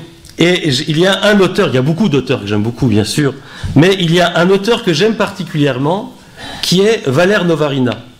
Et Valère Novarina dit dans un très beau livre, dont vous allez comprendre le titre maintenant, qui s'appelle « Devant la parole », il dit cette très belle chose à la page 61. Je crois qu'il dit ça à la page 61. C'est peut-être pas ça. Voilà. C'est pas ça, c'est à la page 59. Page 59. Je n'utilise pas les mots. Je n'en ai cherché aucun. Ce ne sont pas des outils. Devant le langage, les sensations sont de l'ordre du toucher. Quelque chose parle, là, derrière l'oreille. On ressent la matérialité de tout. Les mots sont comme des cailloux, les fragments d'un minerai qu'il faut casser pour libérer leur respiration. Tout un livre peut provenir d'un seul mot brisé. Le mot est fermé, enveloppé, secret, enfoui. Quelque chose doit apparaître de dedans, de l'intérieur du mot, et pas du tout de l'intérieur de l'écrivain.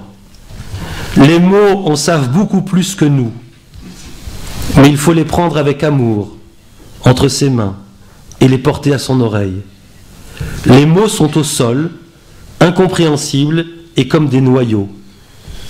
Je les ramasse, j'écoute dedans, je les brise, apparaît une phrase, une scène, toute la construction respiratoire du livre. Je vous remercie.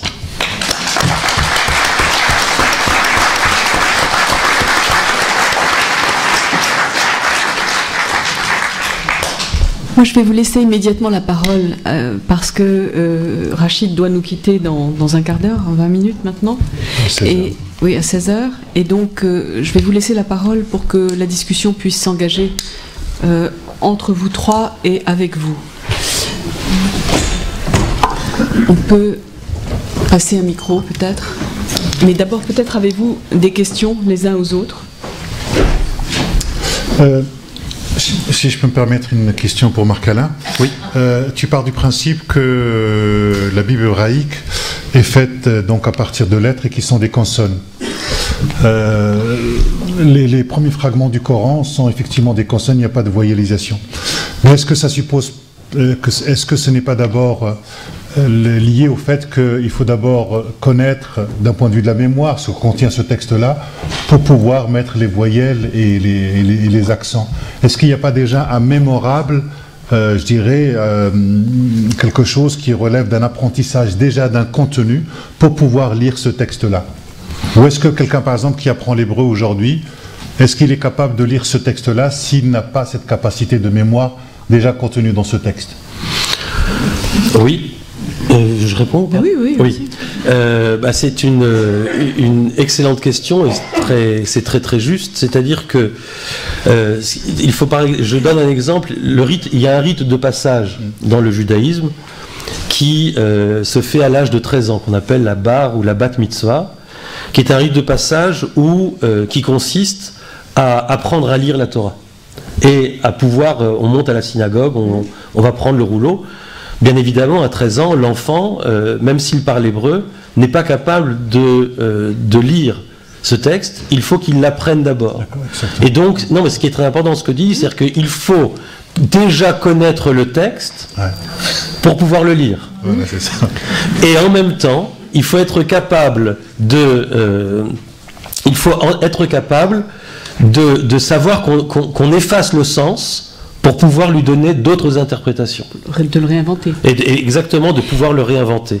Moi, j'ai une question que j'aurais aimé vous poser à tous les trois. Ineffable, ça circule comme ça. Hein, ineffable. Bon, okay. Et si je loge l'ineffable dans la langue, j'obtiens cette chose un peu particulière qui est l'apax, qui est ce qui est dit une fois.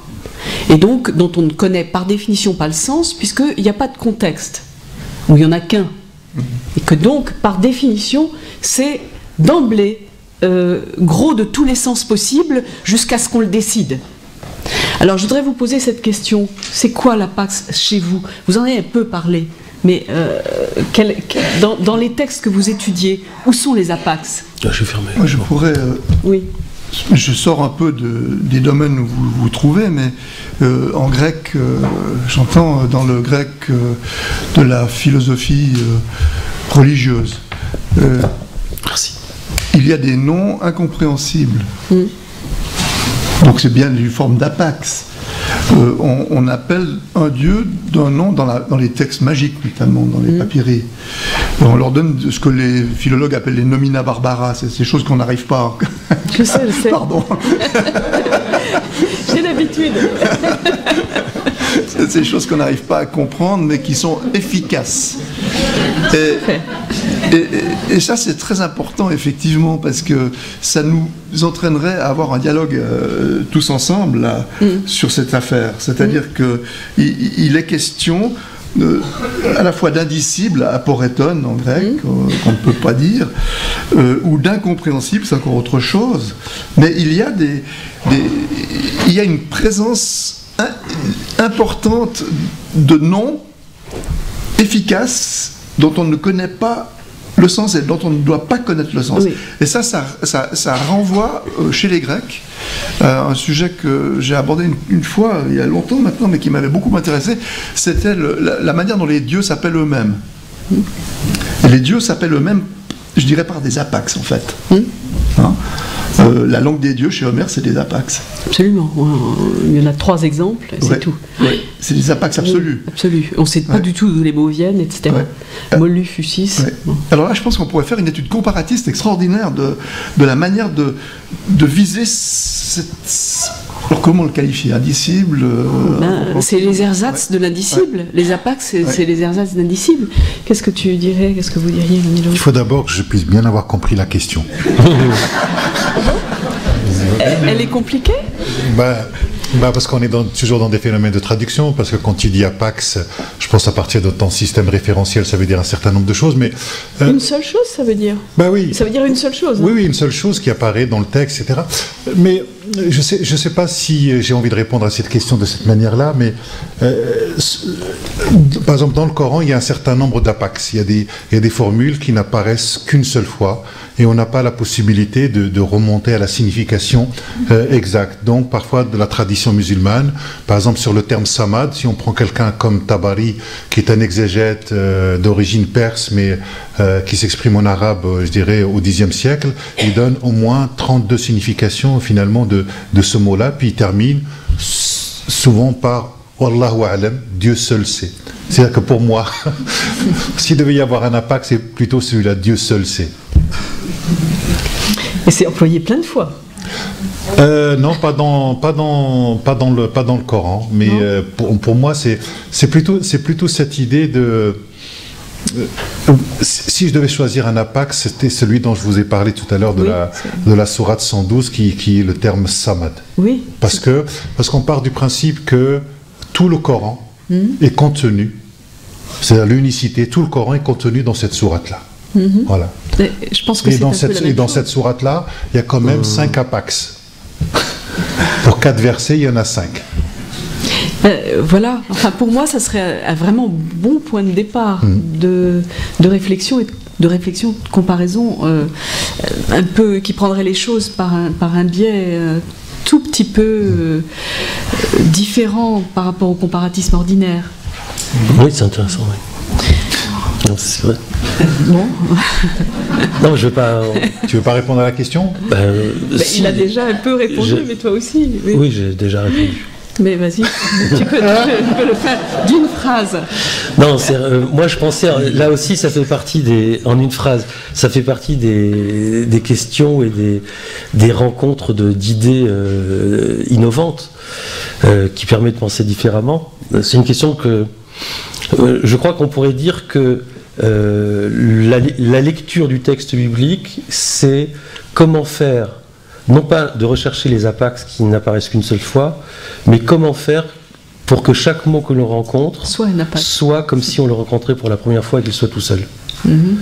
Et alors, c'est tout un travail sur le rapport avec le contexte et sur la question de l'amphibologie qui est là, mais je ne veux pas prendre du temps. Mais explique ce que le mot veut dire. Quand même. Oui. Si vous voulez, c'est que l'amphibologie, ce qui n'est pas du tout la même chose que la polysémie, quand je prends un mot, il a plusieurs sens. Mais c'est le contexte qui définit son sens. Par exemple, si je prends le mot volume, si je dis que je suis à la bibliothèque, j'ai sorti 3 volumes, donc vous comprenez que ça veut dire un livre.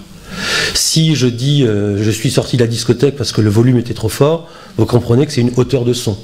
Si je dis je suis dans mon laboratoire de chimie et que j'ai fait une expérience avec tant et tant de volumes, vous comprenez que c'est des volumes de matière, etc. Or, donc, ce qui se passe dans la polysémie, c'est que le contexte, à chaque fois, va réduire la possibilité des sens. Il y a 3 sens, mais le contexte réduit. L'amphibologie, c'est l'inverse. C'est que j'ai un mot et au même moment, j'entends les 3 sens, alors que ce n'est pas le contexte, c'est-à-dire que j'ouvre les sens à leur hors contexte. Ça produit ce que Barthes appelle une jouissance sémantique, que Freud a appelé la notion de la jouissance de l'inconscient, puisque tout l'humour, une grande partie de l'humour est fondée sur cette idée de l'amphibologie, comme dans cette blague juive où des rabbins sont devant un hammam, et pas des rabbins d'ailleurs, 2 personnes sont devant un hammam, et un dit à l'autre t'as pris un bain, et l'autre lui dit pourquoi il en manque un. Et ça fait rire parce que là on est passé de la polysémie à l'amphibologie. Alors je peux juste faire une remarque à partir de ma grammaire. Oui. Hein. Pour moi, là tu parles de l'équivoque parfaite et tu n'as pas changé. C'est l'équivoque à chaque fois, simplement dans une fois tu dis je la dissipe et dans l'autre tu dis je la conserve. Bon, c'est tout. Donc c'est de la même chose qu'il s'agit. Donc il n'y a pas besoin de 2 mots. Alors en revanche, pour moi, amphibologie, c'est une chose très précise. Ça veut dire l'équivoque syntaxique et pas l'équivoque sémantique. Donc c'est pas j'ai pris un bain, t'as pris un bain, non il en manque un, non c'est pas ça. C'est lorsque dans une phrase on peut l'interpréter, on peut comprendre la syntaxe autrement. Et ça c'est ce que j'appelle vraiment amphibologie, d'après ce que j'ai appris en grammaire, c'est con mais c'est comme ça. Et par exemple, alors je suis désolée parce que ça me vient qu'en grec.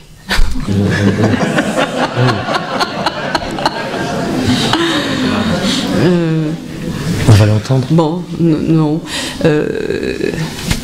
Olétris peptoké. Ah oui. Par exemple. Hein? Ah oui. Ça peut vouloir dire la cour est tombée.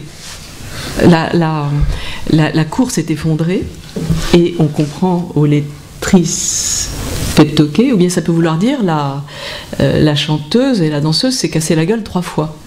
Bon, et donc on coupe pas au même endroit et on n'interprète pas de la même manière le sujet, le verbe et le complément. Bon, ou j'ai pas me souhaiter la capture ennemie. Est-ce que ça veut dire qu'il faut que je sois prise ou il faut que je prennent. Bon, par exemple. Hein. Donc, c'est lié à de la syntaxe. Et là, on s'aperçoit que c'est atrocement, c'est le point le plus difficile à traduire. La syntaxe, c'est ce qui, par définition, n'a pas d'équivalent d'une langue à l'autre. Donc, c'est le plus intéressant, c'est ce sur quoi achoppe absolument quelque chose comme Google Translate, qui, lorsqu'on dit, je sais pas moi, et Dieu créa l'homme à son image, hein, puis qu'on le traduit en allemand, puis qu'ensuite on le traduit en français, et puis ensuite on le traduit à nouveau en allemand, puis à nouveau en français, ça se stabilise. Et on obtient « et l'homme créa Dieu à son image ». Bon, parfait, c'est juste que la syntaxe, c'est pas traduite. Hein. L'ordre des mots et bon. Alors pour moi, c'est ça l'amphibologie, et c'est encore plus violent, au fond, par rapport aux intraduisibles des religions, enfin des textes. C'est encore plus violent que la simple équivoque sémantique. Oui. Parce que ça, on dit, alors là, avant de la diagnostiquer, avant de la piger, on est vraiment, on a du chemin. Oui. On a la même, mais je pense qu'il faut accepter à la fois l'amphibologie sémantique et syntaxique. Oui. Et la Bible commence avec cette amphibologie syntaxique dont tu parles. Oui, c'est ça. C'est-à-dire que Bereshit bara Elohim, qui veut dire au commencement il a créé Dieu, ça peut être au commencement un autre personnage a créé Dieu, ou au commencement Dieu a créé. Et là, on ne pourra jamais s'en sortir. Mais ce qui fait la richesse, et c'est ça, là, véritablement, je pense, que tu appelles un intraduisible, et c'est formidable parce que comme on ne saura jamais quelle est la traduction exacte, c'est ouvert à l'interprétation de manière infinie. Oui, oui, tout à fait. Est-ce que excusez-moi, parce qu'on a déjà parlé sans vous donner la parole, et c'est pas très bien. Puisqu'il est question de traduction ici, que peut-on dire des prophètes par la bouche desquels transite la parole ineffable de Dieu en direction des humains? C'est pour Rachid, ça, pour Monsieur Barjou. Oui, alors, vous savez, la manière dont, si on regardait la tradition islamique, ils se sont posé la question, comment Dieu peut-il parler le langage des hommes? Et donc, il y a un certain nombre de théories. Est-ce que, dans la tradition islamique, on dit que Dieu s'adresse aux prophètes de l'islam à travers l'entremise de l'ange Gabriel, vous voyez? Donc, il y a quand même une médiation. Et la question qui se sont posées, c'est comment Dieu a parlé à l'ange et comment l'ange a parlé je dirais, aux prophètes. Et donc, si je me rappelle de mes cours de mathématiques, il y a au moins 6 possibilités. Voilà, donc, donc c'est 3 fois 2 fois 1. Et donc, pour aller très vite, il y en a qui disent que Dieu s'est exprimé à travers les significations et que c'est le prophète qui a mis ça en langage humain, ou que c'est Dieu qui s'est exprimé directement en langage humain et que le prophète de l'islam n'a fait que répéter. Mais quelles que soient, je dirais, les conceptions, lorsqu'on part d'un point de vue de la théologie de la linguistique, c'est-à-dire que si la parole de Dieu se fait dans un langage humain et que le langage humain est déjà une interprétation, donc la parole humaine et la parole de Dieu est déjà en soi une interprétation. Et donc nous faisons que interpréter une trace d'une interprétation. Et donc, l'être humain est un être herméneutique interprétatif. Nous n'avons que ça, c'est-à-dire que la parole de Dieu est interprétation. Voilà. C'est QFD. C'est QFD. C'est ce que Bachir appelle la traduction verticale par rapport à la traduction horizontale. Très bien. C'est ça. Et bon, on a 2 fois. D'autres questions? Alors moi, je suis un peu désolé de refroidir la communion des 3 monothéismes en rappelant ce que disait Françoise Héritier, qui nous a quittés il y a quelques jours, sur les religions révélées, donc celle du livre. Donc elle disait que la phrase que tout le monde connaît, que ces 3 religions sont le berceau de l'intolérance et de l'extrême violence. Alors ma question est toute simple. Comment compliquer l'universel avec un constat de ce type? Merci. Comme on vient de faire, c'est-à-dire en parlant. Mais je sais pas, il y a d'autres réponses. Non, mais elle a écrit de belles choses, sauf ça.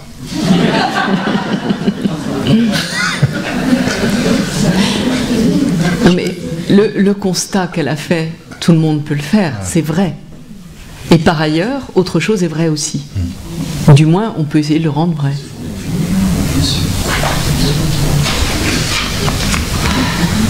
Une question là. Oui, pardon. Je suis frappé de cette torsion entre ce Dieu innommé, incréé, ineffable, infini, et de l'effort énorme que déploient les hommes à tenter de le décrire à travers l'herméneutique, à travers l'évolution de la langue, etc. Est-ce que finalement, l'essence de Dieu n'est pas dans le silence, tout simplement, dans cet infini, dans le silence? Est-ce que ce silence n'est pas celui, effectivement, qui doit être, à un moment donné, celui qui est en chacun d'entre nous et dans une méditation interne? Le bouddhisme zen dit, si tu rencontres Bouddha, brûle-le. Qu'est-ce qu'il dit? Si tu rencontres Bouddha, brûle-le. Brûle-le, oui. Vous radicalisez, non?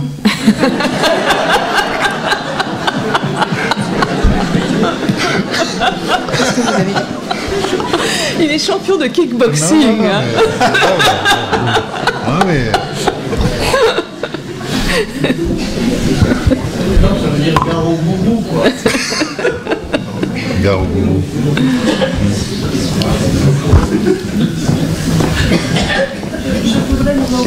Attendez. Sans micro, ça marche pas. Je voudrais demander, au niveau de la religion chrétienne, où peut-on se situer? Parce que la religion juive, vous avez parlé du silence. Dieu, silence, imprononçable. La religion musulmane, vous avez parlé d'interprétation. Donc, entre les interprétations et le silence, la religion chrétienne, où est-ce qu'elle est? Par exemple, comment au niveau de la religion chrétienne, on se situe? Parce qu'il y a des images, il y a le Christ qui dit « je suis le sang, je suis… La vérité et le chemin ». Oui, voilà. Donc c'est complètement différent. Non, complètement différent. Enfin, mais qu'est-ce que vous appelez la religion chrétienne, au fond? Parce que… Non, on va dire quand même, il y a une chose précise, la Bible, le texte, c'est l'incarnation. La Bible. Oui. Non, c'est l'incarnation. Enfin, je veux dire, d'une certaine manière, tu as répondu. Oui. L'incarnation au lieu du texte. Vous avez parlé de la religion juive. Non, mais si je ne me trompe pas, il a expliqué que, mais il va le dire encore mieux, oui. Que l'incarnation était ce qui, dans la religion chrétienne, au fond, l'équivalent, avec toutes les guillemets que vous voulez, du texte. Oui, c'est ce que posait... C'est ce que tu proposes aussi. Oui. Pardon ? Excusez-moi, mais je ne pense pas qu'on puisse réduire la religion à une incarnation. Non. La religion est aussi le texte dans la religion. Bien sûr. Il y a la Bible. Simplement, vous allez avoir du mal à trouver l'incarnation ailleurs. Et donc, oui, peut-être qu'il y a l'incarnation et le texte. En tout cas, du point de vue de l'histoire des religions, il est très difficile de dire que ça existe une religion. C'est-à-dire qu'il y a autant de religions qu'il y a de pratiquants et de manières de le faire, et de le dire, et de le vivre. Donc, il n'y a pas d'essence. Enfin, de mon... Non, mais je suis assez d'accord avec toi. Ouais. J'aimerais juste... mais je crois qu'il y a quelque chose d'important par rapport à ce que vient de dire madame, si je peux me permettre, c'est que, bien évidemment, dans le christianisme, il y a l'incarnation, il y a aussi le texte des évangiles. Mais c'est pas le problème du texte, c'est le problème du rapport au texte. Et est-ce que le rapport au texte est un rapport dogmatique, c'est-à-dire que l'on accepte le texte tel qu'il est écrit, et on ne peut pas changer, au point qu'il y a eu des formules qu'on connaît maintenant, donc il faut remettre en question. Quand on dit parole d'évangile, c'est-à-dire c'est comme ça et c'est pas autrement, alors que le judaïsme, et je suppose aussi, je comprends l'islam aussi, c'est que le rapport au texte, c'est le rapport à l'interprétation du texte. Le texte est toujours le texte interprété.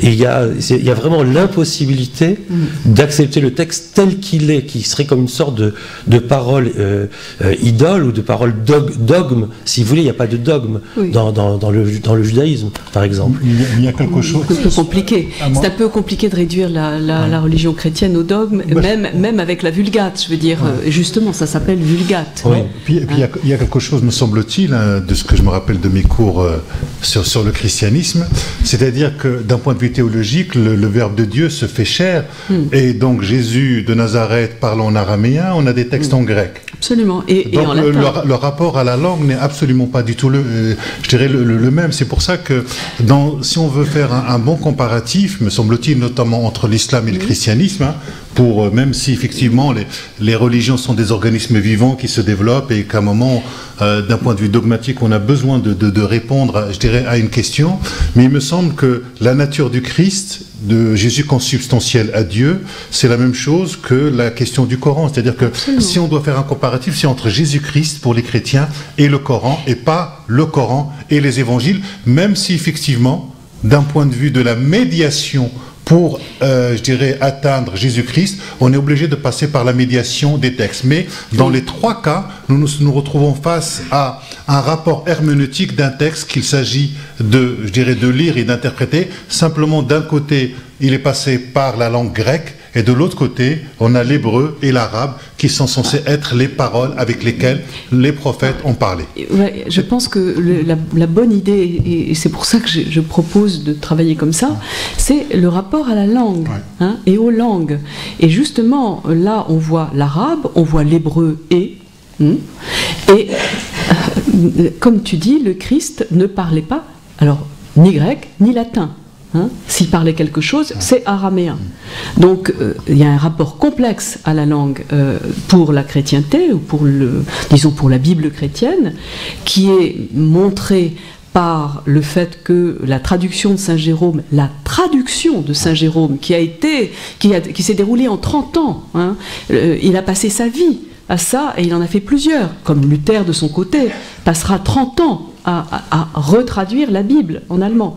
Donc la traduction est un point essentiel et essentiellement occulté, puisque la Vulgate a été, si j'ose dire, canonisée par les conciles, de manière à devenir la seule, le seul texte autorisé.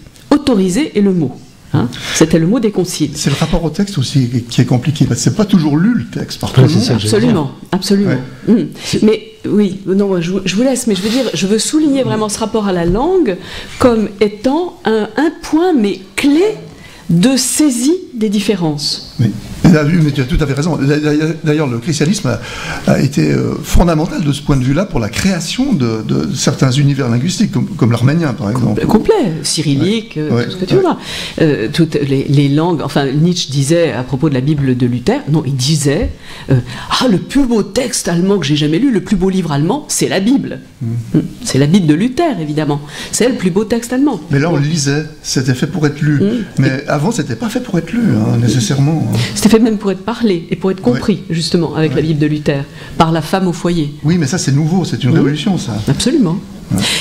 Juste un mot, moi, l'espace que je voudrais réintroduire, je ne voudrais pas qu'il soit absent, et tu en étais parti, c'est la pluralité, la diversité et, au fond, le paganisme. Et moi, si j'avais une définition du paganisme, et je vous la livre, qu'après tout, je ne tire que je tire essentiellement de ma lecture des Grecs et de la lecture d'Homère, et que je voudrais faire contrepoint avec celle des monothéismes, quand on lit Homère, il y a une épithète homérique qui revient tout le temps, c'est le divin Ulysse, le divin Achille, Nausicaa, femme ou déesse. Bon.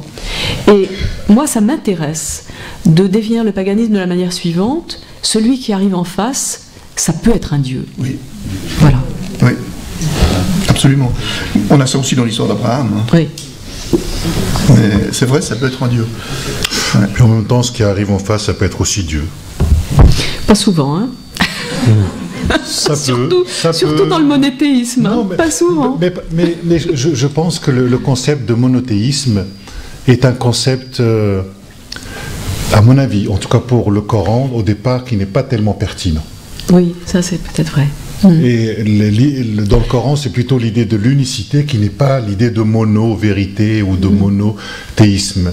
Et je crois que le terme monothéisme est assez récent dans l'apparition. Le terme religion est aussi intéressant. Donc, il est récent et donc on est constamment dans des anachronismes et on a oublié toutes les autres sédimentations de sens dont il faut, à mon avis, exhumer. Et ça rejoint tout le travail que tu fais sur les introduisifs, sur la question de la langue. Oui, en tout cas, les points qu'il faudrait vraiment travailler, je trouve, c'est le singulier et le pluriel, puisque, même dans les noms, dans les noms de Dieu, de temps en temps c'est un singulier, de temps en temps c'est un pluriel.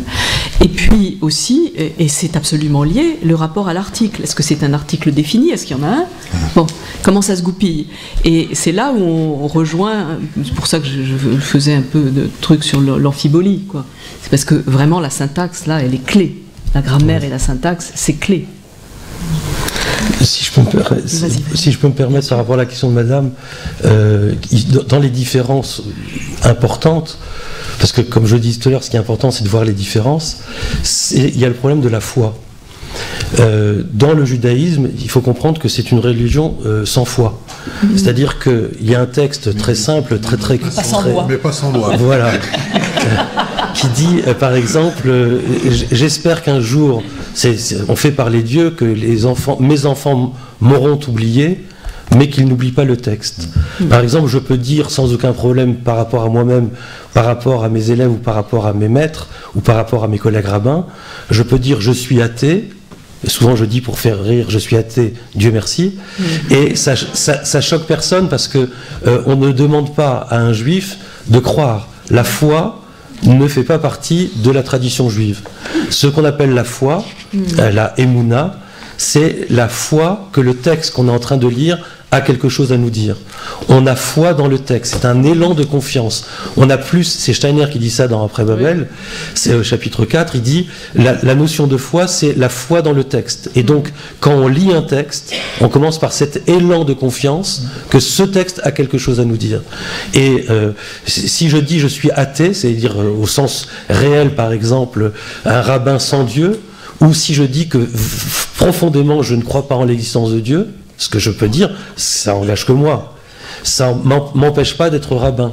Donc la question de la foi n'est pas du tout un problème juif.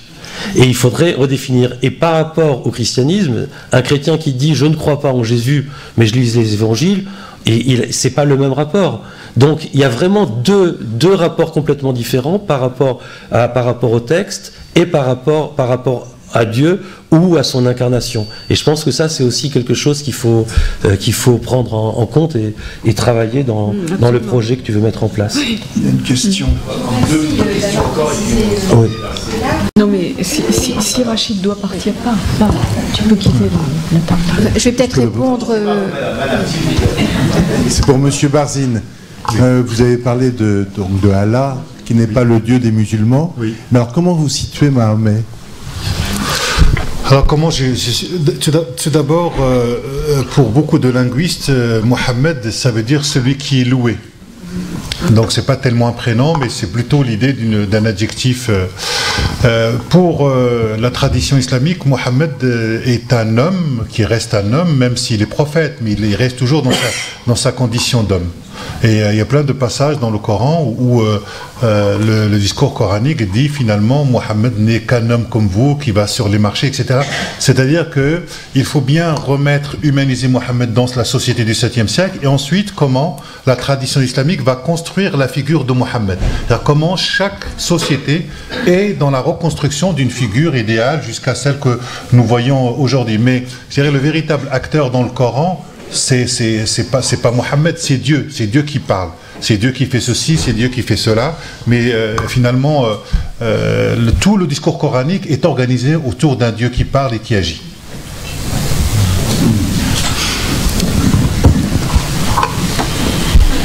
Il y avait une dernière question ? En tout cas, si c'en est une pour Rachid, il part dans 30 secondes, donc allez-y vite. Sinon, je vais faire comme Dieu, je vais me taire. Oui. Un grand merci, à bientôt. Merci.